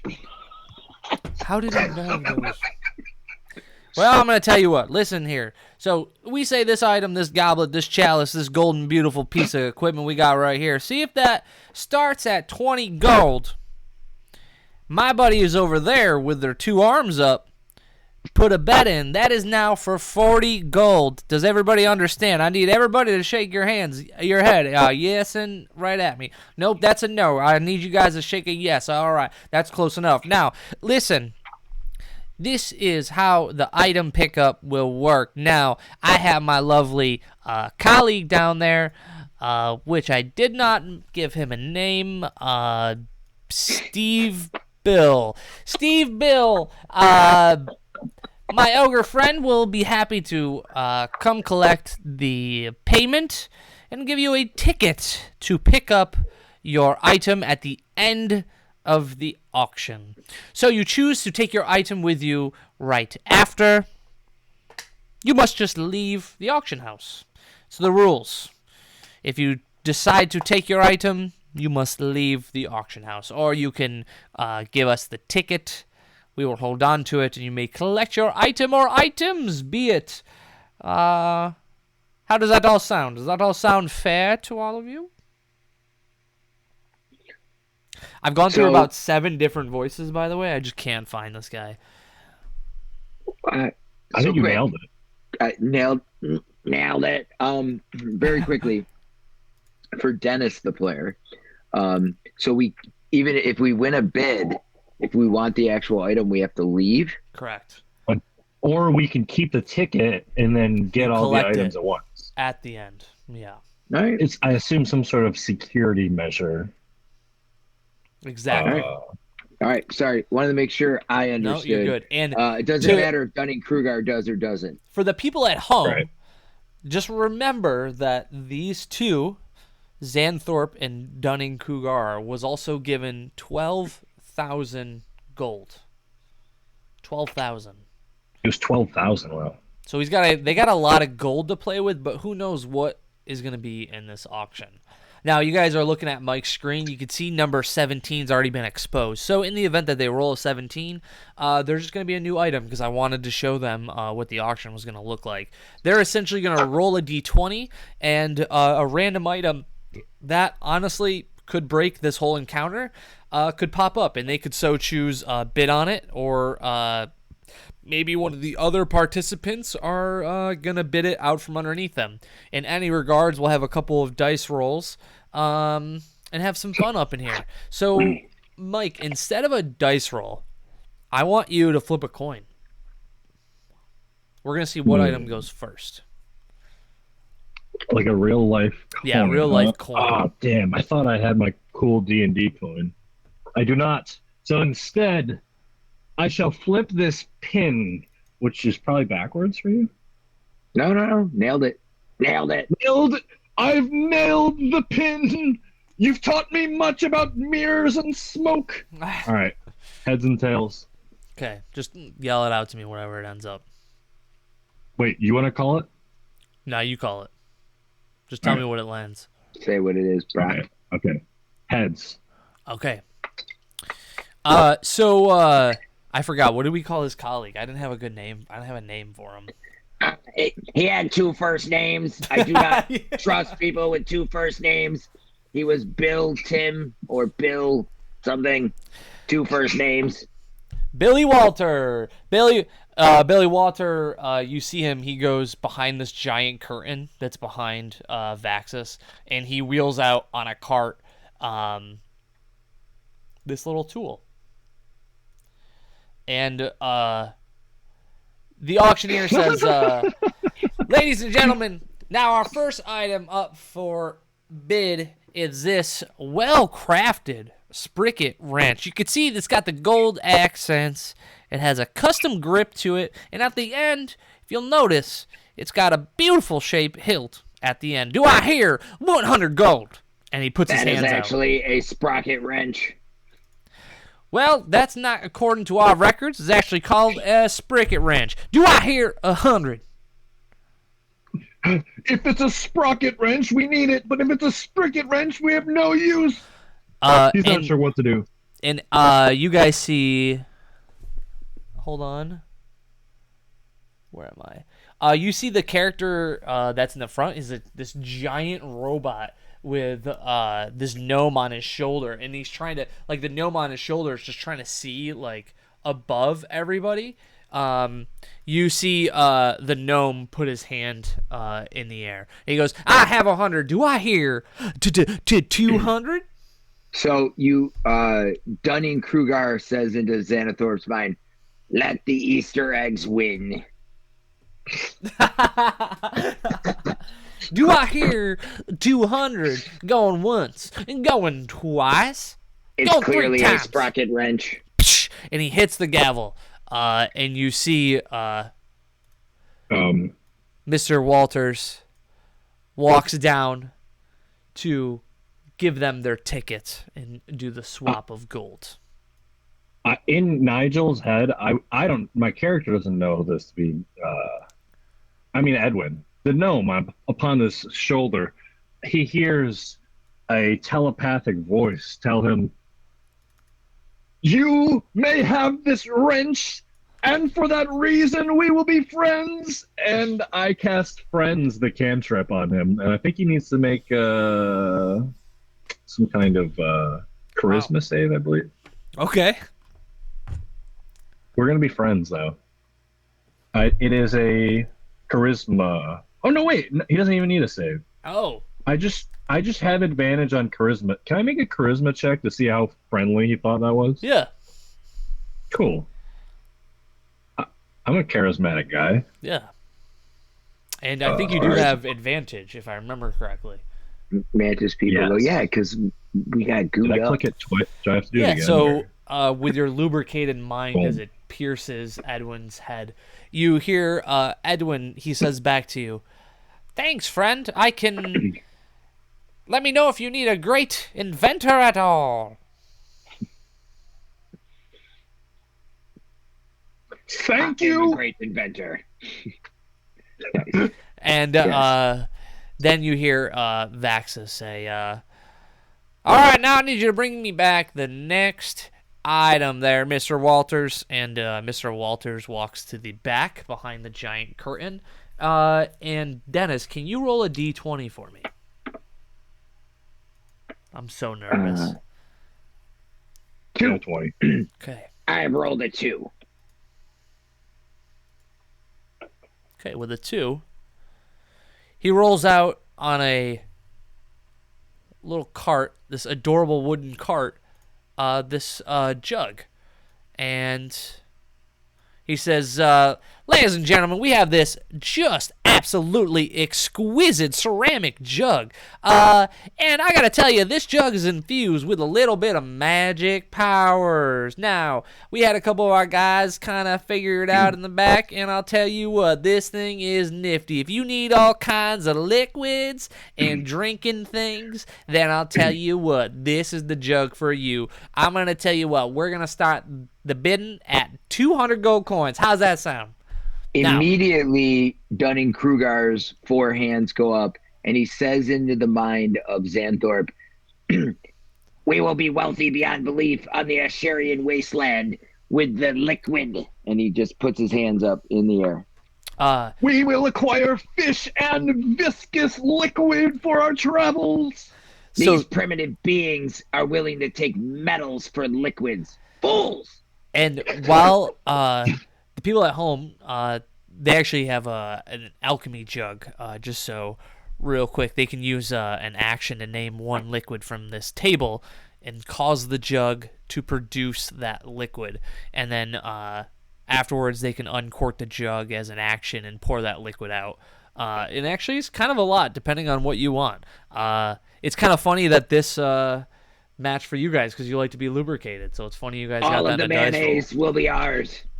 We like things like oil and mayonnaise. So It as goes well with the tuna fishes. when you put your you guys put your hands up, he goes, all right, I see 200. Do I hear 400? And he puts his ear out to the crowd, and the guy in the back looks like a weird prairie dog looking thing. We're gonna get you a better look at him.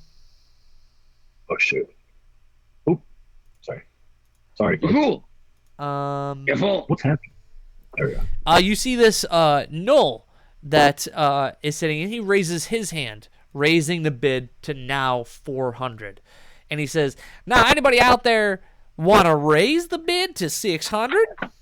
Dunning-Kruger's hands have never come down. They're just up. So, 600 gold out Nailed here. it. And then the Null, you see, put his hand up to now My hands are still up. 800. Now, it raises. He points at you, and he goes, do I hear 800? Watch me land this bid. And I just leave my hands up. And you see the Knoll in the crowd. He kind of just scratches his chin. And he goes, and he puts his hand up. 1,000! Oh my goodness, 1,200! And then the other Knoll puts his hand up again. 1,400. And then he points over to Dunning-Kruger. 16! I'm so good at this. And you see It's Carl. because I'm his so chin. well lubricated. And he puts his hand. Sold to my friend with all four arms up for 1,600 gold coins. And they're still up. It's the bid. So that was gone for I what? wish to raise the bid. No, gentlemen, it's already been sold to you. We're having Mr. Walters come up to you and get you your ticket. You've secured the mayonnaise. I will now bid on the ticket. And you see, he's so tall he doesn't even have to like take the stairs. He just meets you at the balcony, and he takes the gold coin and he gives you your ticket. So much? that was How much for was that? how much gold was that? That was 1,800, right? Sure. 1,800. So you're minus I'm on it. 1,800 I'm on on the it. pool. Yeah. All right, Mike, I need you to roll a d20. I can do that. Oh! A 2. Give me a reroll. Come on, What are Brian. the odds? A 1 in 17. 20, I guess, huh? The odds are probably 1 in 20, huh? 5%. 5%. 18. Oh! 18. Okay. All right. So the next item comes out, and you can't even tell what Mr. Walters is holding in his hand. It just looks like this bunched up piece of paper that's in his hand. And as you see him roll out, it's this elegant scroll. And Vaxis goes, ladies and gentlemen, I got to tell you, this next one, I'm a bit of the fan of the author. Les Stroud's Pocket Guide to Adventuring. I'm going to tell you what, this little piece of work is fantastic. And the Les Stroud's Pocket Guide to Adventuring, once per day, the owner of this guide may read a section associated with a particular skill and gain advantage on all rolls relating to that skill for the next 24 hours. The owner must also read the passage out loud to grant one additional party member the same benefits. So, ladies and gentlemen, We have no need for this item. He just announces it very loudly to everybody. We have no need for this item, for we have already maximized our charismatic nature by being lubricated. Now, bring before me overhead speaker. All They can only hear you within 100 feet. How about this? And he casts augury for a booming noise. We have no need for this item. And then he sits back down. and he says, wow, all right then. Well, I guess one person, I guess a couple people ain't going to be voting on this thing, but we're going to start the bidding at 1,000. Ladies and gentlemen, do I hear 1,000? And I stand up with all four limbs. oh, Now- to my fine fella in the balcony, 1,000. Now, do I hear 2,000? And the little gnome that was sitting next to you to the next, she puts her hand up, raising the bid to 2,000. I sit down and I fool. say, I just got excited. And then, do I hear 3,000? Anybody? Going once, going twice. Dare I say it, dare 3 times? Going 3 times. Boosh!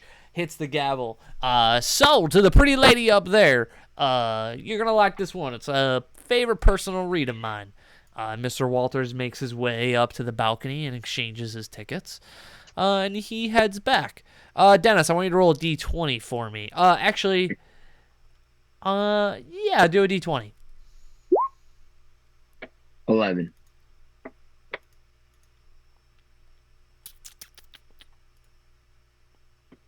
And as he pulls out, he sees this.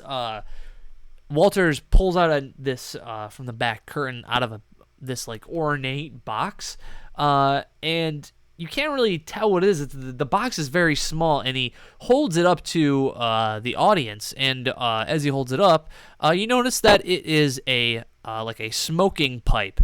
And as he raises it to the air, Vaxis goes, "Now, ladies and gentlemen, this is one of the finest pipes that ever did get smoked. I'm telling you, this was owned by royalty. Now, if you've ever been to Waterdeep, now, you might know all the heralds and royalty that are around. I'll tell you, all of them are smoked from this pipe. And let me tell you, it holds some magic powers. Now, for the people at home, a few puffs of this pipe of mutual friendship. The caster and the target magically active. They've been very good friends for years.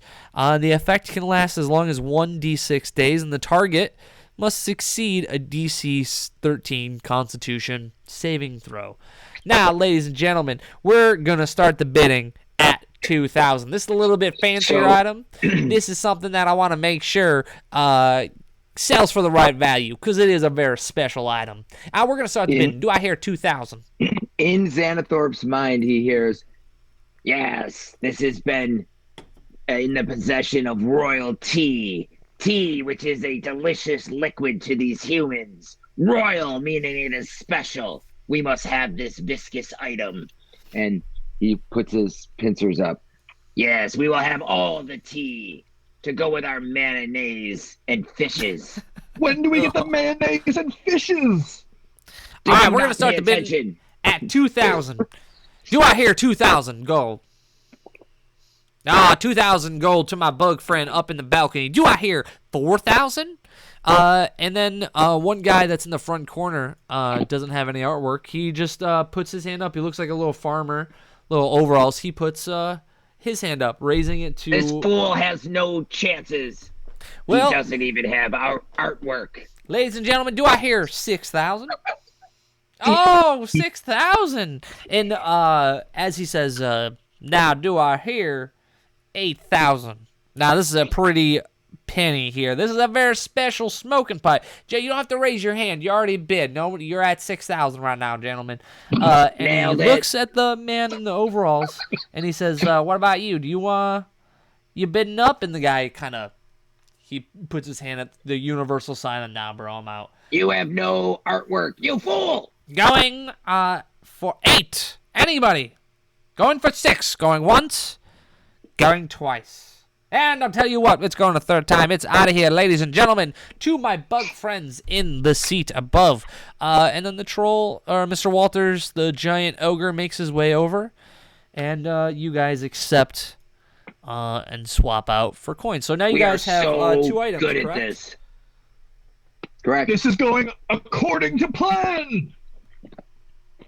Now, for those Of course following it is. at You home, fool! right now, Xanathorpe and Dunning-Kruger have 4,200 gold. That is between correct. the two of them. Your So, mathematics exceeds what it appears you can do. with that, you see Mr. Walters walks at the back, and give me a...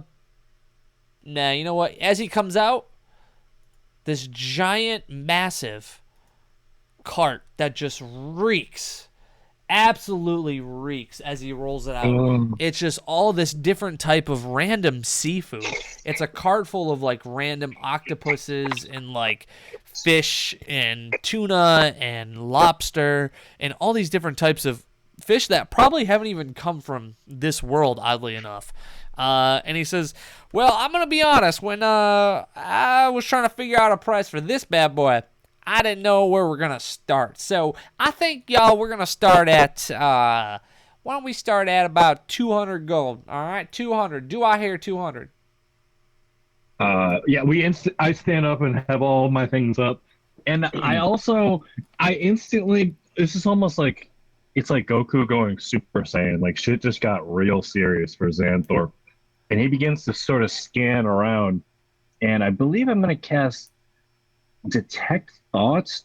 For the duration, you can read the thoughts of certain creatures. I'm not trying to figure out how many people I could read the thoughts of here. This is certain creatures. Of any one creature that you can see within 30 feet of you. I guess, can I scan around the room to see if anyone is like looking super interested while I guess I could just wait at this point. No, we could do that. We could let it rock. You actually you see the lady that's in the pit here. You see she is telling herself you're reading her thoughts, right? You hear her say a load like that could really keep the restaurant afloat. I could get this pretty cheap, I think. Maybe it'll be good enough to keep the boys fed around here. So yeah. So what do you think, Spooches? Can Dunning-Kruger hear that through our telepathic bond? Does he think that? Right now, I could communicate it to you. I'm thinking I see that happening, and I'm going to try to squash this bug myself. And I say to her telepathically, I say, what is limited to? I say, human, you must sit this one out. And his eyes become extremely intense, and it's almost like there's like fire burning behind them. And I'm also going to cast the spell Suggestion here. Oof. So she needs to make a wisdom saving throw, and I'm trying to suggest her to just telepathically, I think these are the fish you're looking for. These are not the wisdom fish you're save. looking for. Yeah. What's the DC? I got a 13. Oh, it's a 14. Oh, the exact amount. By one again. So yeah, a sudden urge to just sit this one out, I think, overcomes her all of a sudden. Yeah. And with that, Vaxus says, now we'll start the bidding at 200 gold, ladies and gentlemen. My buddy over there up in the balcony, in the nosebleeds as we call it in the auction biz, we're giving it to you, 200 gold. Nah, do I hear 400, 400, 400? Anybody give him 400? Do I hear 400? And then you see the man in the overalls. He looks at you all like shifty eyes, and he puts his hand up. 400 to my buddy over here down in the blue jeans. Where is the man with the overalls? Where is he? He is in the front corner, right? Can I ping? Let me see. Right here, that front corner. Okay, so seeing that, Dunning, how far down is the drop here? It is, we'll say 20 feet. All right, so Dunning-Kruger jumps over the railing. He grabs it. He hangs himself down, and then lets go. So he's going to drop the 20 feet. So that's 2d6 of damage. Roll it. All right, I will roll it. So, oof, of course. So I take 12, but most of that is eaten up by the delicious drink that he had. And then he sprints with his hands are up, and he's going to sprint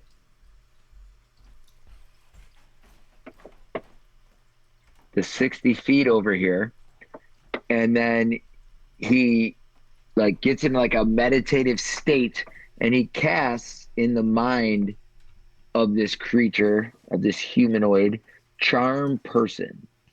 Whoa. So the He's got to make a wisdom saving throw. correct. Oh my god, a nat 20. Okay. Oh. So he's able to shake it off, which only angers Dunning Kruger. So, But The- yeah, the go ahead. bidding started at 200. The man in blue overalls just raised it to 400. How dare you defy me? Do I hear 600, ladies and gentlemen? I have my hands up, and in his mind, in a just good old-fashioned intimidation style, I say, "It is unwise to pursue this course of action." Give me an intimidation check. All right, I can freaking do that, dude. Is intimidation charisma? It is. It's intimidation. So that would be advantage. Oh. And you do it. When you telepathically shoot daggers into his mind, and you see him, he looks around, he was just about to put his arm up, and then as you said that, he feels very unsettled, and he puts his arm down. And So Vaxis, Dunning Kruger assumes that was him. Clearly, his spell finally kicked in. Nailed it. just lack of communication. Ladies and gentlemen, I think it is sold for $600 for my very weird stick bud guy up over there. Now, you are at 4,200 minus 600 gold. Do you see the way business thrives when you stray away from competition and have a monopoly on the situation? So you're at 3,600 gold right now. So Dunning Kruger waddles his way back up into the stands. We have officially accomplished all of our goals here. Is it time to depart? Not without me rolling one more d20 off the table. You already do 19. 19? Nope. Did 18.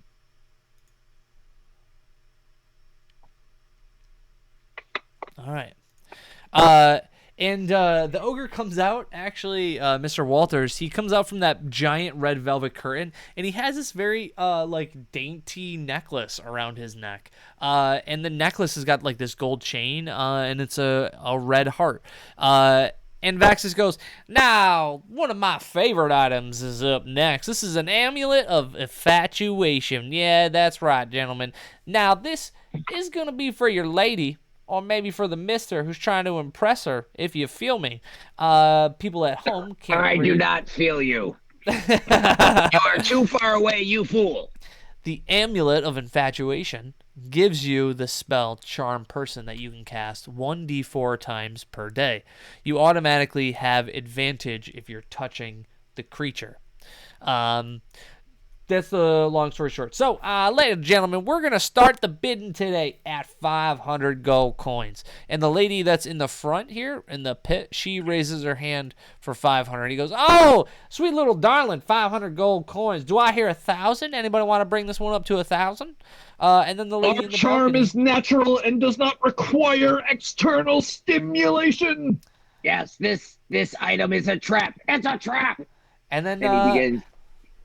hey, it's a trap. There's another Star Wars quote. The It's an smaller Easter gnome lady, egg. the gnome lady in the top, she puts her hands up, increasing the bid to 1,000. Well, this is a little bit of a battle we got going on now here, don't we? And you see the dwarf raise her hand, raising the bid to where are we at, 2,000 now?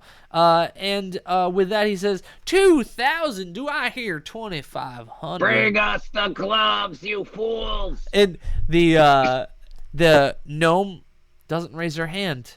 And as he says that, he slams the gavel down. Sold to the little pretty lady with red hair and buns in the front over here. Mr. Walter, would you kindly Buns bring... in the front are anatomically incorrect. Oh, ladies and Between gentlemen. the objectification of this woman and the ethical questionability of this charming product, I question the validity of this auction. And you guys start to you see Mr. Walters. He goes back into the behind the curtain. He goes, ladies and gentlemen, we have just one final item for you all today. Could you bring him out for me, Mr. Walters? And Mr. Walters brings out these gloves that almost have this glowing about them. It's almost like they have this aura around them, so much that they're even like in this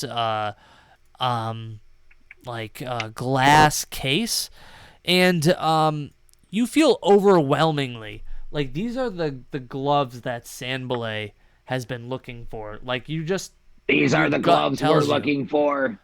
These are the droids There was you're something looking for. about gloves. Yes. And he says, ladies and gentlemen, now I'm bringing you to the final piece. Now, this is a bit of a showstopper piece, but I'll tell you what.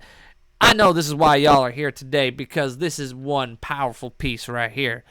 These are the gleaming gauntlets of wishing, ladies and gentlemen. Now, for those of you at home, these are gauntlets that grant the users 1d4 of the spell Wish. Wish can be a game-breaking spell. Now, here's the issue we're going to run into with these gloves. One, you guys have pincer arms, right? So, I don't know if your see a hands problem. can fit in Into that. those. Two, They're magical. Our tiny hands, our tiny. Yeah, we have some tiny hands that could slip give in me there. give me a perception check. Give me a glove sort of hand check. No. This is gonna be. We're gonna see how many. I got an idea. Ooh, Crit. So- Crit for Xanthorpe. damn Xanthorpe with that freaking crit. You notice that on the knuckles of the gloves, there are 4 stars, and only 2 of them are lit up. And with that crit, I'll tell you, there are 2 wishes left in those gloves. And who knows what can happen if or when you cast Wish, because it could be a game-breaking spell here. So, ladies and gentlemen, I bring to you the showstopper piece. Ladies and gentlemen, Mr. Walters, would you be so kind into setting it down on the table here? We're going to start the bidding today at, ladies and gentlemen, 1,000 gold. Do I hear 1,000 gold? And he looks in the crowd. Our alien friends stick their arms way in the air to 1,000. Now, gentlemen, that was a little bit quick now, but do I hear a 2,000?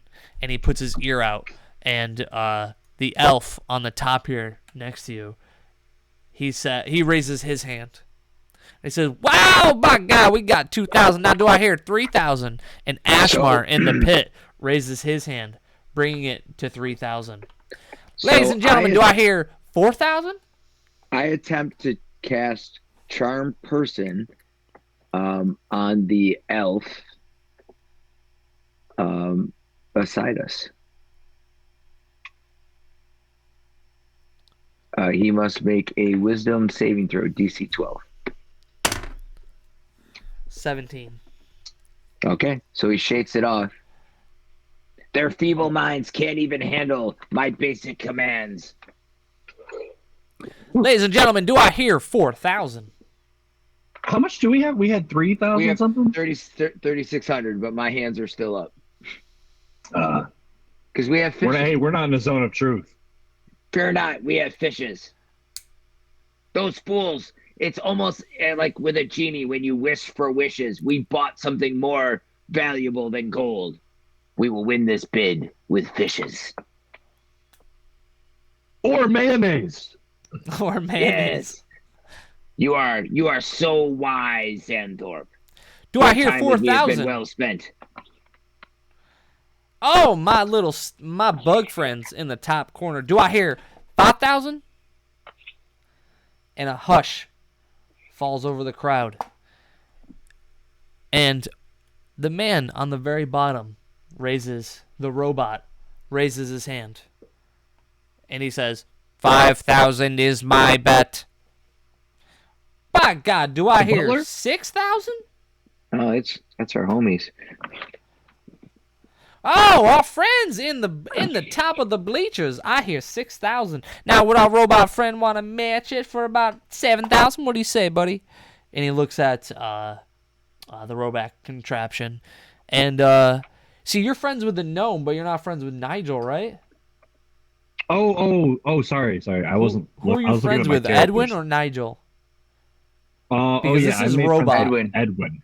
I made friends with Edwin. Yes. Okay, so this is Robot putting his hands up, raising it again. Is that where we're at 7,000 gold now? It doesn't matter. Do you raise your hand? Yes. We don't have this goal. Of course we do. Of course we do. By golly, we got Nailed 8,000. it. Now, ladies and gentlemen, do I hear 9,000? And Nigel. Sold, going once, going twice. Wait. Nigel put his hand up. No, he went. Oh, okay, sorry. And he puts his gavel in the air. Boom! Sold to my friends in the top of the bleacher for 7,000 gold. Now, pleasure doing business with y'all. I want to take this time to say thank y'all for coming to the auction, my friend. And Mr. Walters is starting to make his way up to you guys to collect 7,000 gold. What do you guys do? Yes. First, you will. Oh, go ahead, Spooches, if you have something. No, I got nothing. What do you got? All right. So Dunning-Kruger says, yes. First, you will give us our fishes, and he hands over the 2 tickets for the items they have already bought. Well, that's right, but you gotta give me the gold before I give you the other ticket. It's the rules. I will not finish payment until I have done battle with all 5 overhead speakers. And, No, I can't let you I- damage the speakers, mate.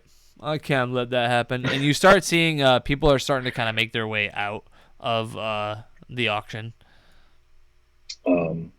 Yeah. So he says to Xanthorpe, Dunning-Kruger says, this is where we use diplomacy. Come, help me.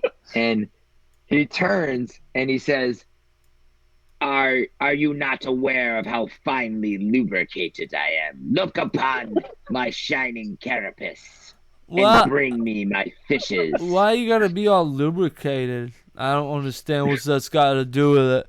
And just as you guys are bickering back and forth, you see Nigel starting to kind of walk by, and he goes,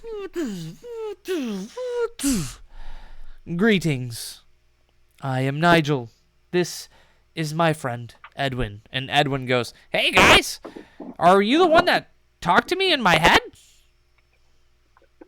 Yes, we are friends. Yeah, I feel like it was kind of weird when we walked by. It felt like I've known you for years. And Nigel says, it's exactly why we are here. He would not stop talking about you during the entire auction. It's almost as if you are kindred spirits of the same being. And then I stare deep into Edwin's soul, and my eyes become extremely bug-eyed, and I start staring at him, and I cast Charm Person on him.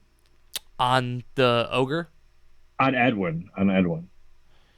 Weren't you already friends with him? I'm friends with him, but now I'm trying to charm him. Okay, fuck it. Let's do it. What I gotta roll? So Wisdom he needs saving throw, right? Wisdom saving throw, yeah. Love it. Ooh, a 3. So he's charmed. My friend and really good friend, would you please help us? We need a bit of a front payment, and then we'll pay you back in mayonnaise and various fishes. Yeah, I mean, you can keep the fish. I'll give you the upfront loan. Think of it as like a Think of it as like a payday loan. You know, I give it to you now, and then you owe about 400% of interest on it in the next week, or else I'll come and find you. I'm like hovering in on him with extremely bug-eyed and just staring at him. Thank you, my friend. Edwin, he smacks the back of Nigel in this compartment, pops out of his back, and he puts his hand in and he pulls out coins, and he goes, "Gentlemen, how much were you looking to get? I after I paid my stuff off, I got at least a couple thousand. What do you guys need?" A great many thousand. Well, I mean, I can't just let my longtime friend go without. What do you need, bud? I can loan you some money. Fear not. When we have the gloves, you will be replenished. What? How much do we? How much? We have 3,600. So I And we think it was needed 7,000 total. Yep.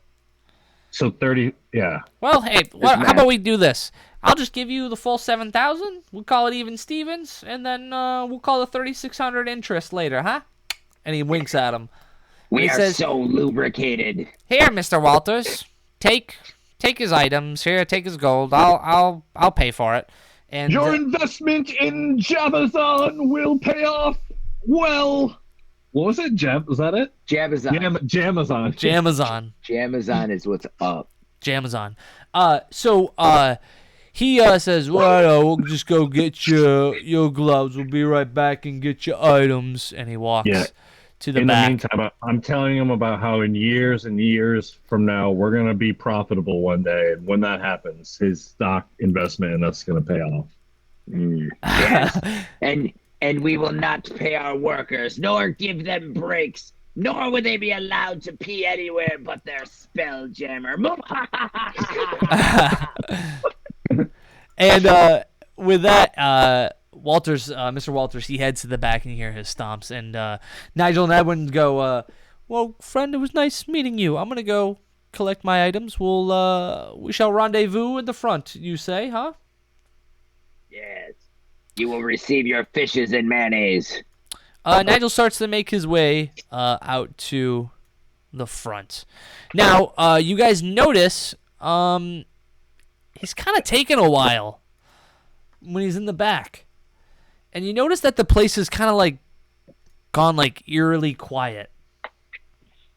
What do you do? I believe this is the moment where we fight overhead speakers. The overhead speakers have turned upon us. Yes, prepare for battle, young Xanthorpe. I blend my carapace into the shade of the earth around me. So you guys are just chilling there? I'd like to make a perception check as I look for what I believe to be one of the overhead speakers. So I'm gonna see if I can perceive. Yeah, do a perception check. 15.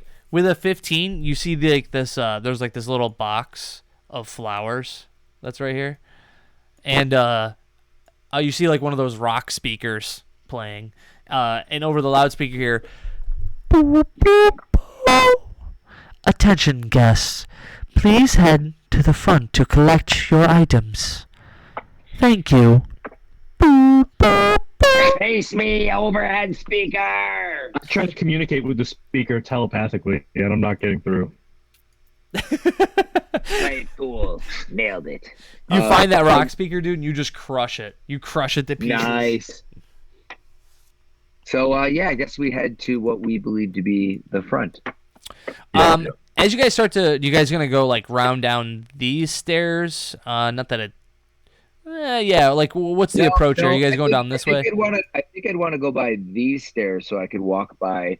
Oh, I guess either way we walk by the bar. No, but down this way because we smashed the rock speaker over here.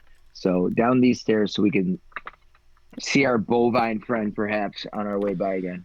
And as you guys walk down the stairs, he's not there anymore. You guys walk to the front entrance hall, and everybody's gone. The goblin, Eugene that checked you in at the door, the waiter, the other troll. It's almost like everybody just kind of packed up and left. I believe we have scared Overhead Speaker. They dare not face us. A successful haul Yeah. of ticket stubs. Now we must find our fishes. I'm gonna investigate, see if I can find any trace of the fishes. There it is. Did that roll go through? Good call. Maybe he's sniffing. Oof. It was a 5. it was. Give me Yeah. give me an investigation check there, Xanthorpe. Oh, you can do that. It'll work. We're No. too busy looking for Overhead Speaker. Are we finding an overhead speaker? No, you find no overhead speaker. And just as you guys head up to the front, in the hallway, you hear a loud bang come from the auditorium that was actually like right behind the curtain in the hall. You just hear a loud boom. Yeah. Overhead Speaker is attacking the humanoids. Come and sprint, dash towards the fishes and the gloves and the pipe and the mayonnaise and Yep. all things All that viscous stuff. liquids. And as you step back behind the curtain, you see this room that's just has all these boxes all over the place. Now, when you guys get back there, give me another investigation check.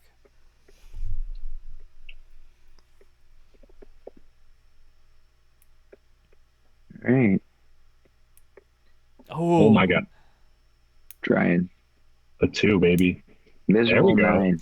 With a 9, you just find a bunch of boxes, and there's a very familiar aroma that's in the air, but you can't place what direction it's in. Mm. In this room, you said there's boxes in this room here? Yeah, you can't see them, but just a bunch of like shipping crates and barrels and boxes. It just looks like a storage room. I instinctively smelling that fish smell, he starts to become almost feral and perhaps instinctively cast Arms of Hadar, which is like these dark tendrils that sort of erupt from my body, and he just starts flailing them with these boxes, trying to break shit open and trying to see if he can get any smell of fish in here. Yeah, so do you have to do like there's probably no check for it, huh?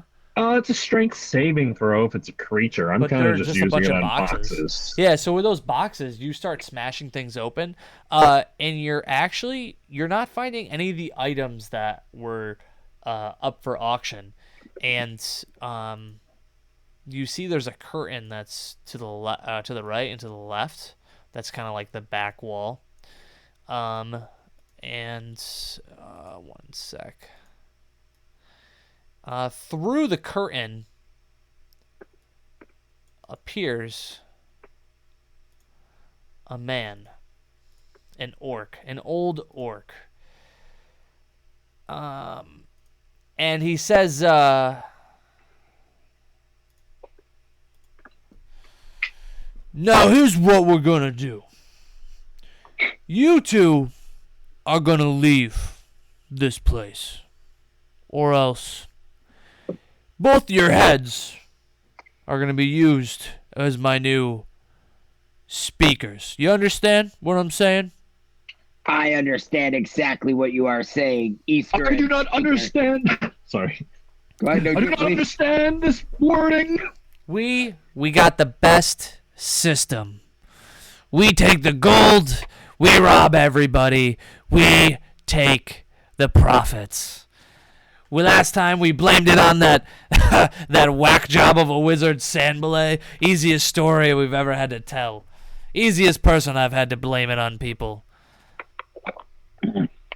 Well, Overhead Speaker, if that is your real name, prepare to face the Thrycreen in battle.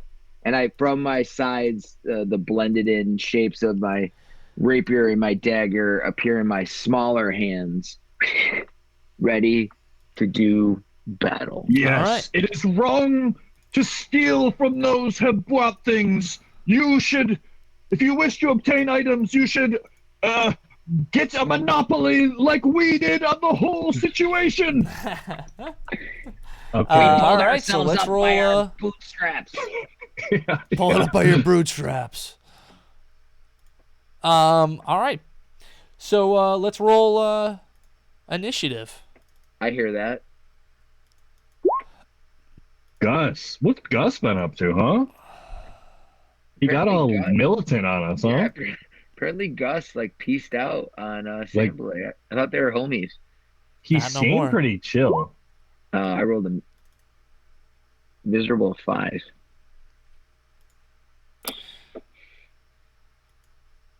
All right, Xanthorpe. It is your turn. Let us dispose of this overhead speaker. So tell me, like, what exactly did he like threaten us at all right here, or is he just kind of like, hey, bitch, I'm gonna take your shit? Yeah, he said he's trying to strong arm you into leaving. Give me a perception check. This is going to be a past perception check. This is going to see if you notice what happened with those people. You guys didn't poke around too much. Yeah, with a 15, Xanthorpe, you noticed that people were like ushered out to the front door, and the 2 ogres were actually throwing people out the door. So they were taking the whole scheme, the Ponzi scheme of them just taking gold and kicking people out. And So the ogres were in on the whole thing. Yep, ogres were in on the whole thing. Okay. Not happy with that. I'm just So he's trying to strong arm you. He's saying, "Get out of my place, or else." Your place? This is our place. If you wish to obtain the items, obtain a monopoly and acquire them yourself. And he casts Tasha's hideous laughter and tries to make him fall down laughing. Nice. Wisdom saving throw, or he's gonna fall prone and become incapacitated. Hold on one sec. I'm just wisdom saving throw. You said. Yes. 15. That is a pass. Ooh. Those are gonna do nothing to me. Good try. This one lacks the intelligence to be easily persuaded. Which is why you need a true expert. But Okay, that's the end What of my what turn, I items believe. did you guys win, by the way? Did you guys well, write down? we won won the the- Alchemy Jug, the The pipe, pipe and the gloves, but they have yet to be delivered. and the fish.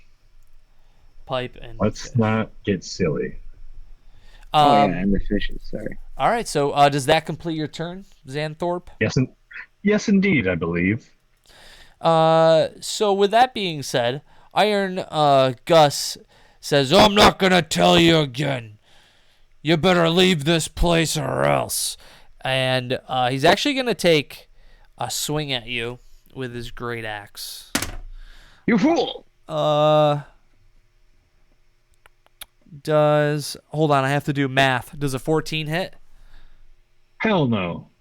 He Hell no. swings with his greatsword and he misses, and it smashes the floor. Oh my God! Nice. There's the stage. Jeez, my lord! He smashes the floor and it shatters into a million pieces. And he takes his great axe up once more, and he's gonna take one more swing at you. That multi attack. 22 is definitely gonna hit, huh? Ooh, yeah. And he hits you for 7 points of damage. Oh, I can take that. And as he hits you, he lets out a blood-curdling yell, this like chest yell, and that completes his turn. So, seeing that, Dunning-Kruger says, "I will dominate you with my mind." And despite the odds, I'm going to cast again for the third and final spell slot I have. Charm Person. Now, because we are now fighting him, I believe he has advantage on this roll. Correct. All right. DC 12. Yes, DC 12. Wisdom. Wisdom. First one's a 5. Second What one's about a that 6. second one? So he is now charmed. I have dominated him with my That's superior hilarious. mind. This is how this went the Now- last time. You, With us. the one they call overhead speaker. Before we do battle, you will provide for us the items of which we bid upon in your precious, sad metals. Huh. I don't know. I don't know why I feel like I should just give the items to you. Because I have dominated your mind. Now do so, you Yeah. fool. And he says, yes, right away. And he disappears into the back room. Does that end your turn? Bonus action, cunning action, and actually I still have my movement too. So I just want to go and see where he's going. Like I want to peek around the curtain, even though he's charmed. I want to make sure. I want to see stealthily what's happening. Yeah. So actually, I used my regular movement, and then I used my bonus action to blend into the red curtain. So I'm basically the same color as the curtain. Oh, nice. Nice. Yeah, so when you peer around, you see him fiddling through like all these crates and stuff like that, and he's kind of just talking to himself, and he pulls out the alchemy jug, he pulls out the pipe, and he goes around the corner, and he actually kind of That like is walks where right fudge past is you. made. He walks right past you, doesn't even see you, and hands the jug and the pipe to Xanthorpe, and he heads back one more time to Where are my fishes? I project into his mind. and you see from out behind the curtain, he starts to push the fish cart out, and he says, I forgot where they left the gloves. Let me just go see if he's still put them back in my office. And he disappears for a second. He comes back, and he says, this is the first time I've done good business now you mention it. Well, take your stuff and get out of my house. You might be a friend, but you're not welcome here anymore. Your You have a customs weird are even conception stranger than I do. Yeah. But Well, now I did he must bring my ask. gloves? I must ask. Are these gloves even gonna fit your hand? So I see that Xanathorpe is looking at his smaller appendages, and I take out the gloves and I put them on his stubby, small hands. I want you to make a dexterity saving throw. A save or a check? Me? Wait, me or him? Whoever's putting the gloves on, you're gonna do a right, I am. dexterity saving throw. So a save. Okay. A 10. With a 10, the left glove rips as you put it on. Nailed it. As I told you, they are now on. So the gloves are on, ripped. Do you know how? Give me an Arcana check. When you put these gloves on, do they tell you how to operate? I have Identify, so I use... Oh, wait, I might not have a spell slot. I do not have a spell slot for it. Ooh. So instead, I make that Arcana check. 14. With a 14, you know that with these gloves, to make them operate, you just have to say your wish out loud and snap your fingers. So I project into Xanthorpe's mind, and I say, we have 2 wishes, and then we must give these gloves to the one they call Senblay. Now, I want you to remember all that has happened today. Our ship has crashed. We have won fishes and mayo and royal tea, of which we will lubricate with. And Various- now Various liquids that are viscous in nature. we have lowered ourselves to the idea of friendship, and we have befriended those who have now been wronged and do not have fishes. How will you spend our wishes, clutchmate? I will spend my wishes upon more fishes, and we will give them to all those good friends we've made upon this day, including but not limited to the friends which say we are no longer welcome in this very building. And with that, Dunning Kruger says, "You have finally achieved the brilliance of which I have been trying to impart upon you. Now, let us create the greatest invention the world has seen. We will take this magical tuna and this mayo, and from it shall come tuna."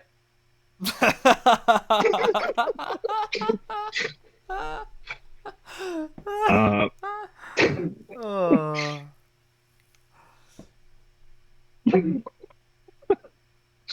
You're silent, Dennis. we We can't we hear you, lost Dennis. My friend Spooches, There what it is the wish that Xanthor makes? Wait, did you make your wish? You have the gloves on. I put them on you. Oh, okay. Oh, okay. All right. There was some confusion there. All right, I see.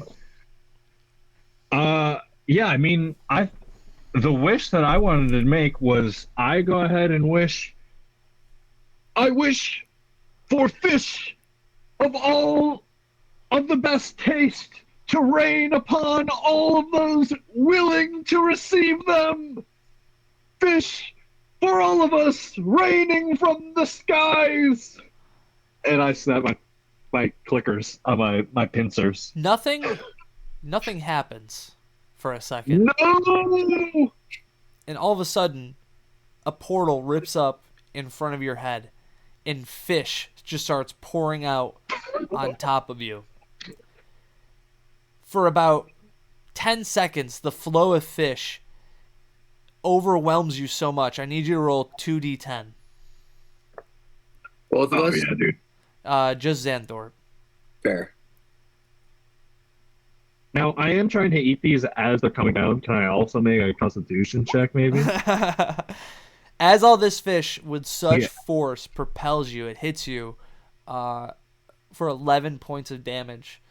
And what's more is the glove that you ripped has now blown off your pincer. You see your hand that was in the glove flopping around next to a dead fish, and your pincer is just in the glove. I actually really don't even notice that, and I'm just eating all these fish, as many as I can possibly eat at this point, Likewise. And And we eat with all pincers. intent. And there's, as you guys are engulfing the fish and jamming them down your pincer And- mouths, And mayo. and mayo, and you notice that the gloves now, the 2 stars go from 2 to 1. When I literally cannot eat anymore is when I go over and because he's charmed for an hour. I put the glove back on to my friend's hand. Which hand though? So one blew off completely. Yeah, I'm gonna put it back on the hand from which it came. No, he's saying my hand blew off. Yeah, his hand blew, like almost like Not his the hand glove. got cut off Sure. at where the gauntlet was. Yeah, I actually wasn't paying it much mind. I mean, I literally took it to mean the glove, not the hand. yeah. Yeah, no, Uh-huh. his hand got sliced off. You could put it right back on the stump. Yeah, How's so that? so I just want another dexterity saving throw if you try to put it yeah, on. man. Yeah, man. I'm on that. I got a thing for this. Hold on. All right, dexterity save. 12. With a 12, it does not rip as you get it on. The rip doesn't get larger. Okay. And there's one wish left with Yeah, your I don't- glove. I don't think Dunning-Kruger thinks much about that. He packs up as many fish in the 12,000 gold pillowcase that is now empty, and begins walking out with the pipe and the cart. We're pulling the cart of fish. We throw more fish in the cart of fishes, and we're going to go out and see if the people that we wish for fish are out there so we can explain to them fish currency and try to explain the great wealth that they have just come into.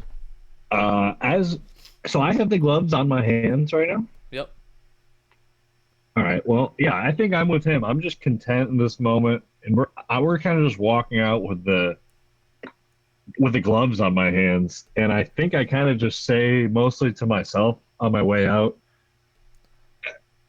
It would be quite nice to. I wish that we had a much easier way to transport all these fish, because I've learned we must hold all the fish and invest them, because they'll be worth great money and great many more fish in the future.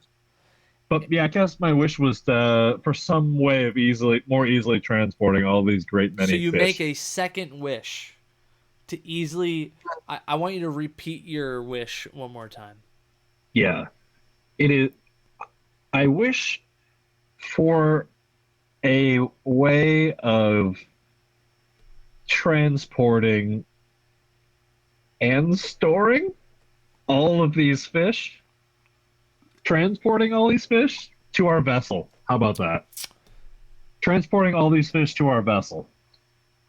And as you say that, you clap your pincers, and the gloves on both hands vanish into thin air. It's almost like someone pulled a thread on them, and they all just start to come undone. And as the threads of the gloves start to come undone, the dust, it almost like it kind of dissipates into thin air.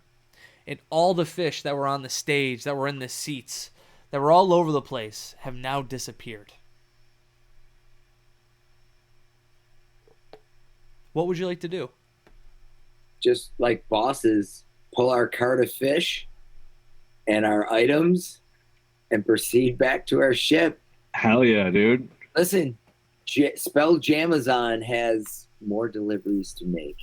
So, And this doesn't even register as anything more than exact just Yep. a life Yep. of Spell Jamazon. so when Yep. you guys just exit out of the front door, you don't even go back to Samblay. You guys just ride off into the sunset. Yeah, yeah. I mean, they're not scamming on Samblay. They probably just walk right by Timber's. I think when the gloves disappeared, I had a moment where I was like, oh, I can see where that illusion guy would like these things. And then we kind of like, well, that was neat. I mean, he sent us here to get fishes. We got fishes. So We delivered To the plan better than I ever have. so I don't know if he sees us as we're walking by Timber Sprout or not, but we just We're not being subtle about it. Yeah, they're because they don't think they're doing anything wrong. They're just going back to their ship, face jamming. I know how this will play out. So the camera shows a window, and inside the window we see Sandbalay performing all types of illusions by the fire. Aha! Performing card tricks, coin tricks, disappearing giant miniature space hamsters, all types of illusions. And mid-performance, he notices that you guys get ejected out of this caravan, and he sees you. It's like, oh, they're back! They must be back! And he opens the door towards the two of you guys, and he says, Ah, my gloves, gentlemen. Thank you for my gloves. Hey, we just Thank you for my gloves. we wave. No. I What didn't about my understand. coins? We've spent them all. Where's my gloves? We invested in fishes. And as you guys look around, you notice that there's fish all over this village. Like, there's just fish on the rooftops. There's like a fish that smacked a cow on top of its head. There's fish everywhere in this town. And as Samblay walks out, this is the first that he's realized that there's fish all over the place. And he says, "The fish are not my payment, gentlemen. Gold is my payment. Give me my gold back, gentlemen."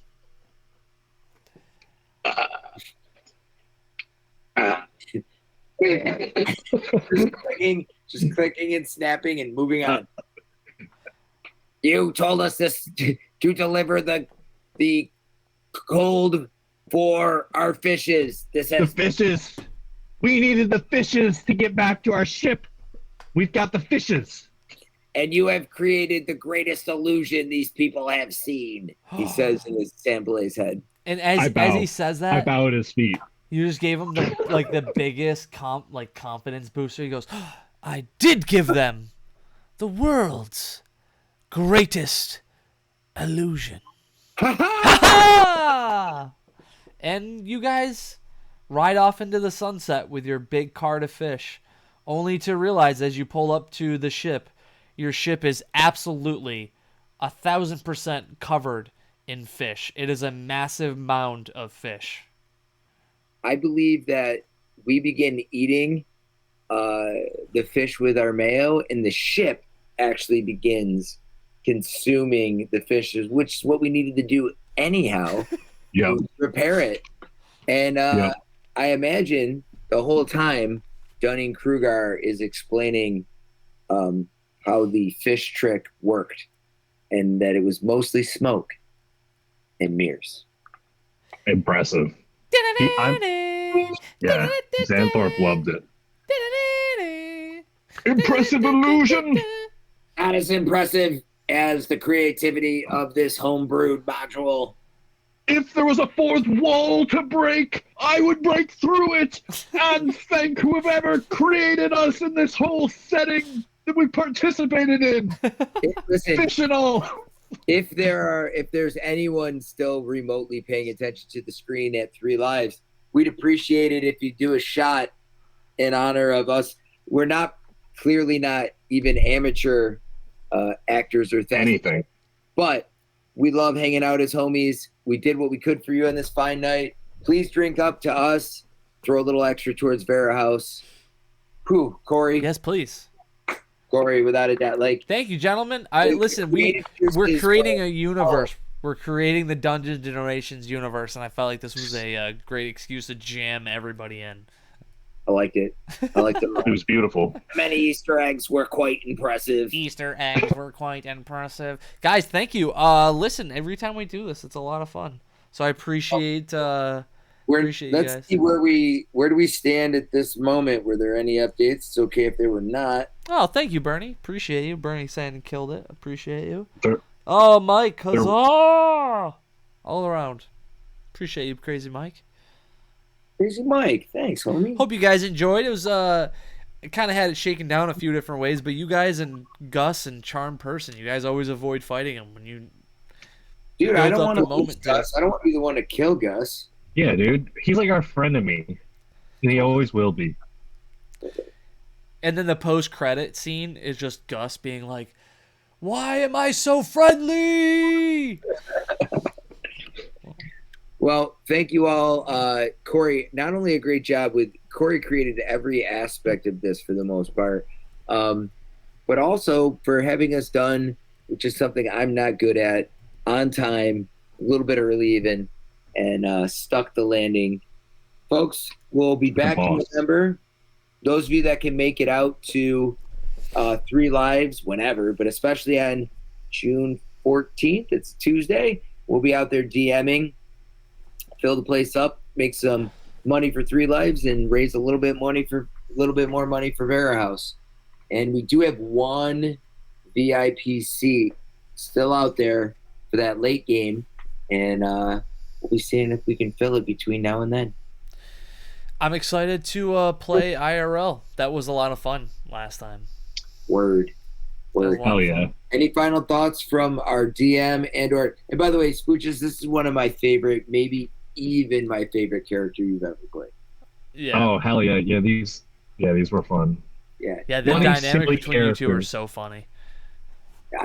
Dude, you were killing me for real. It was so on, like just so on.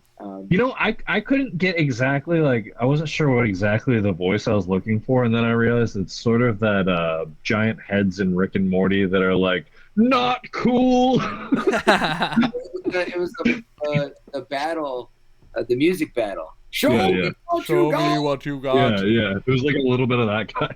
I loved it. Great stuff. It was creatively satisfying. The most important thing is raising that money, but I do love D&D and I want people to play it. Looking forward to seeing you guys at Three Lives, playing some D&D with you. One last round of applause for my DM, Corey. Thank you, gentlemen. Yeah. Thank you. All right, Corey. Good job, brother. Thoughts? What do you got? Other than just thank you, everybody who's watched, everybody who donated. This year, we did a lot of different cool things. Tried to give back to our community with Taikai and try to switch things up a little bit. Looking forward to the next one, mostly because I don't have to DM and I can just play a silly character. Who's DMing this time? Is it Dennis in rotation? Number 2. I think it's Dennis. It's me? All right. Wow. So I better start thinking about November. We'll be approaching the release of Dragonlance by then, which is one of my favorite settings. So who knows? Maybe we'll do something in the world of Kryn. We'll see. All right. I'm here for it. I know nothing about it, but I'm here for it. Love that. You got to survive Ravenloft first. Yep. All right, homies. So All right, guys. We'll talk with our peers to let you pick the adventure and get your characters ready, know your group and all that soon. Everybody else, peace. Gentlemen, peace. Love you guys. Love you too, man. Much love.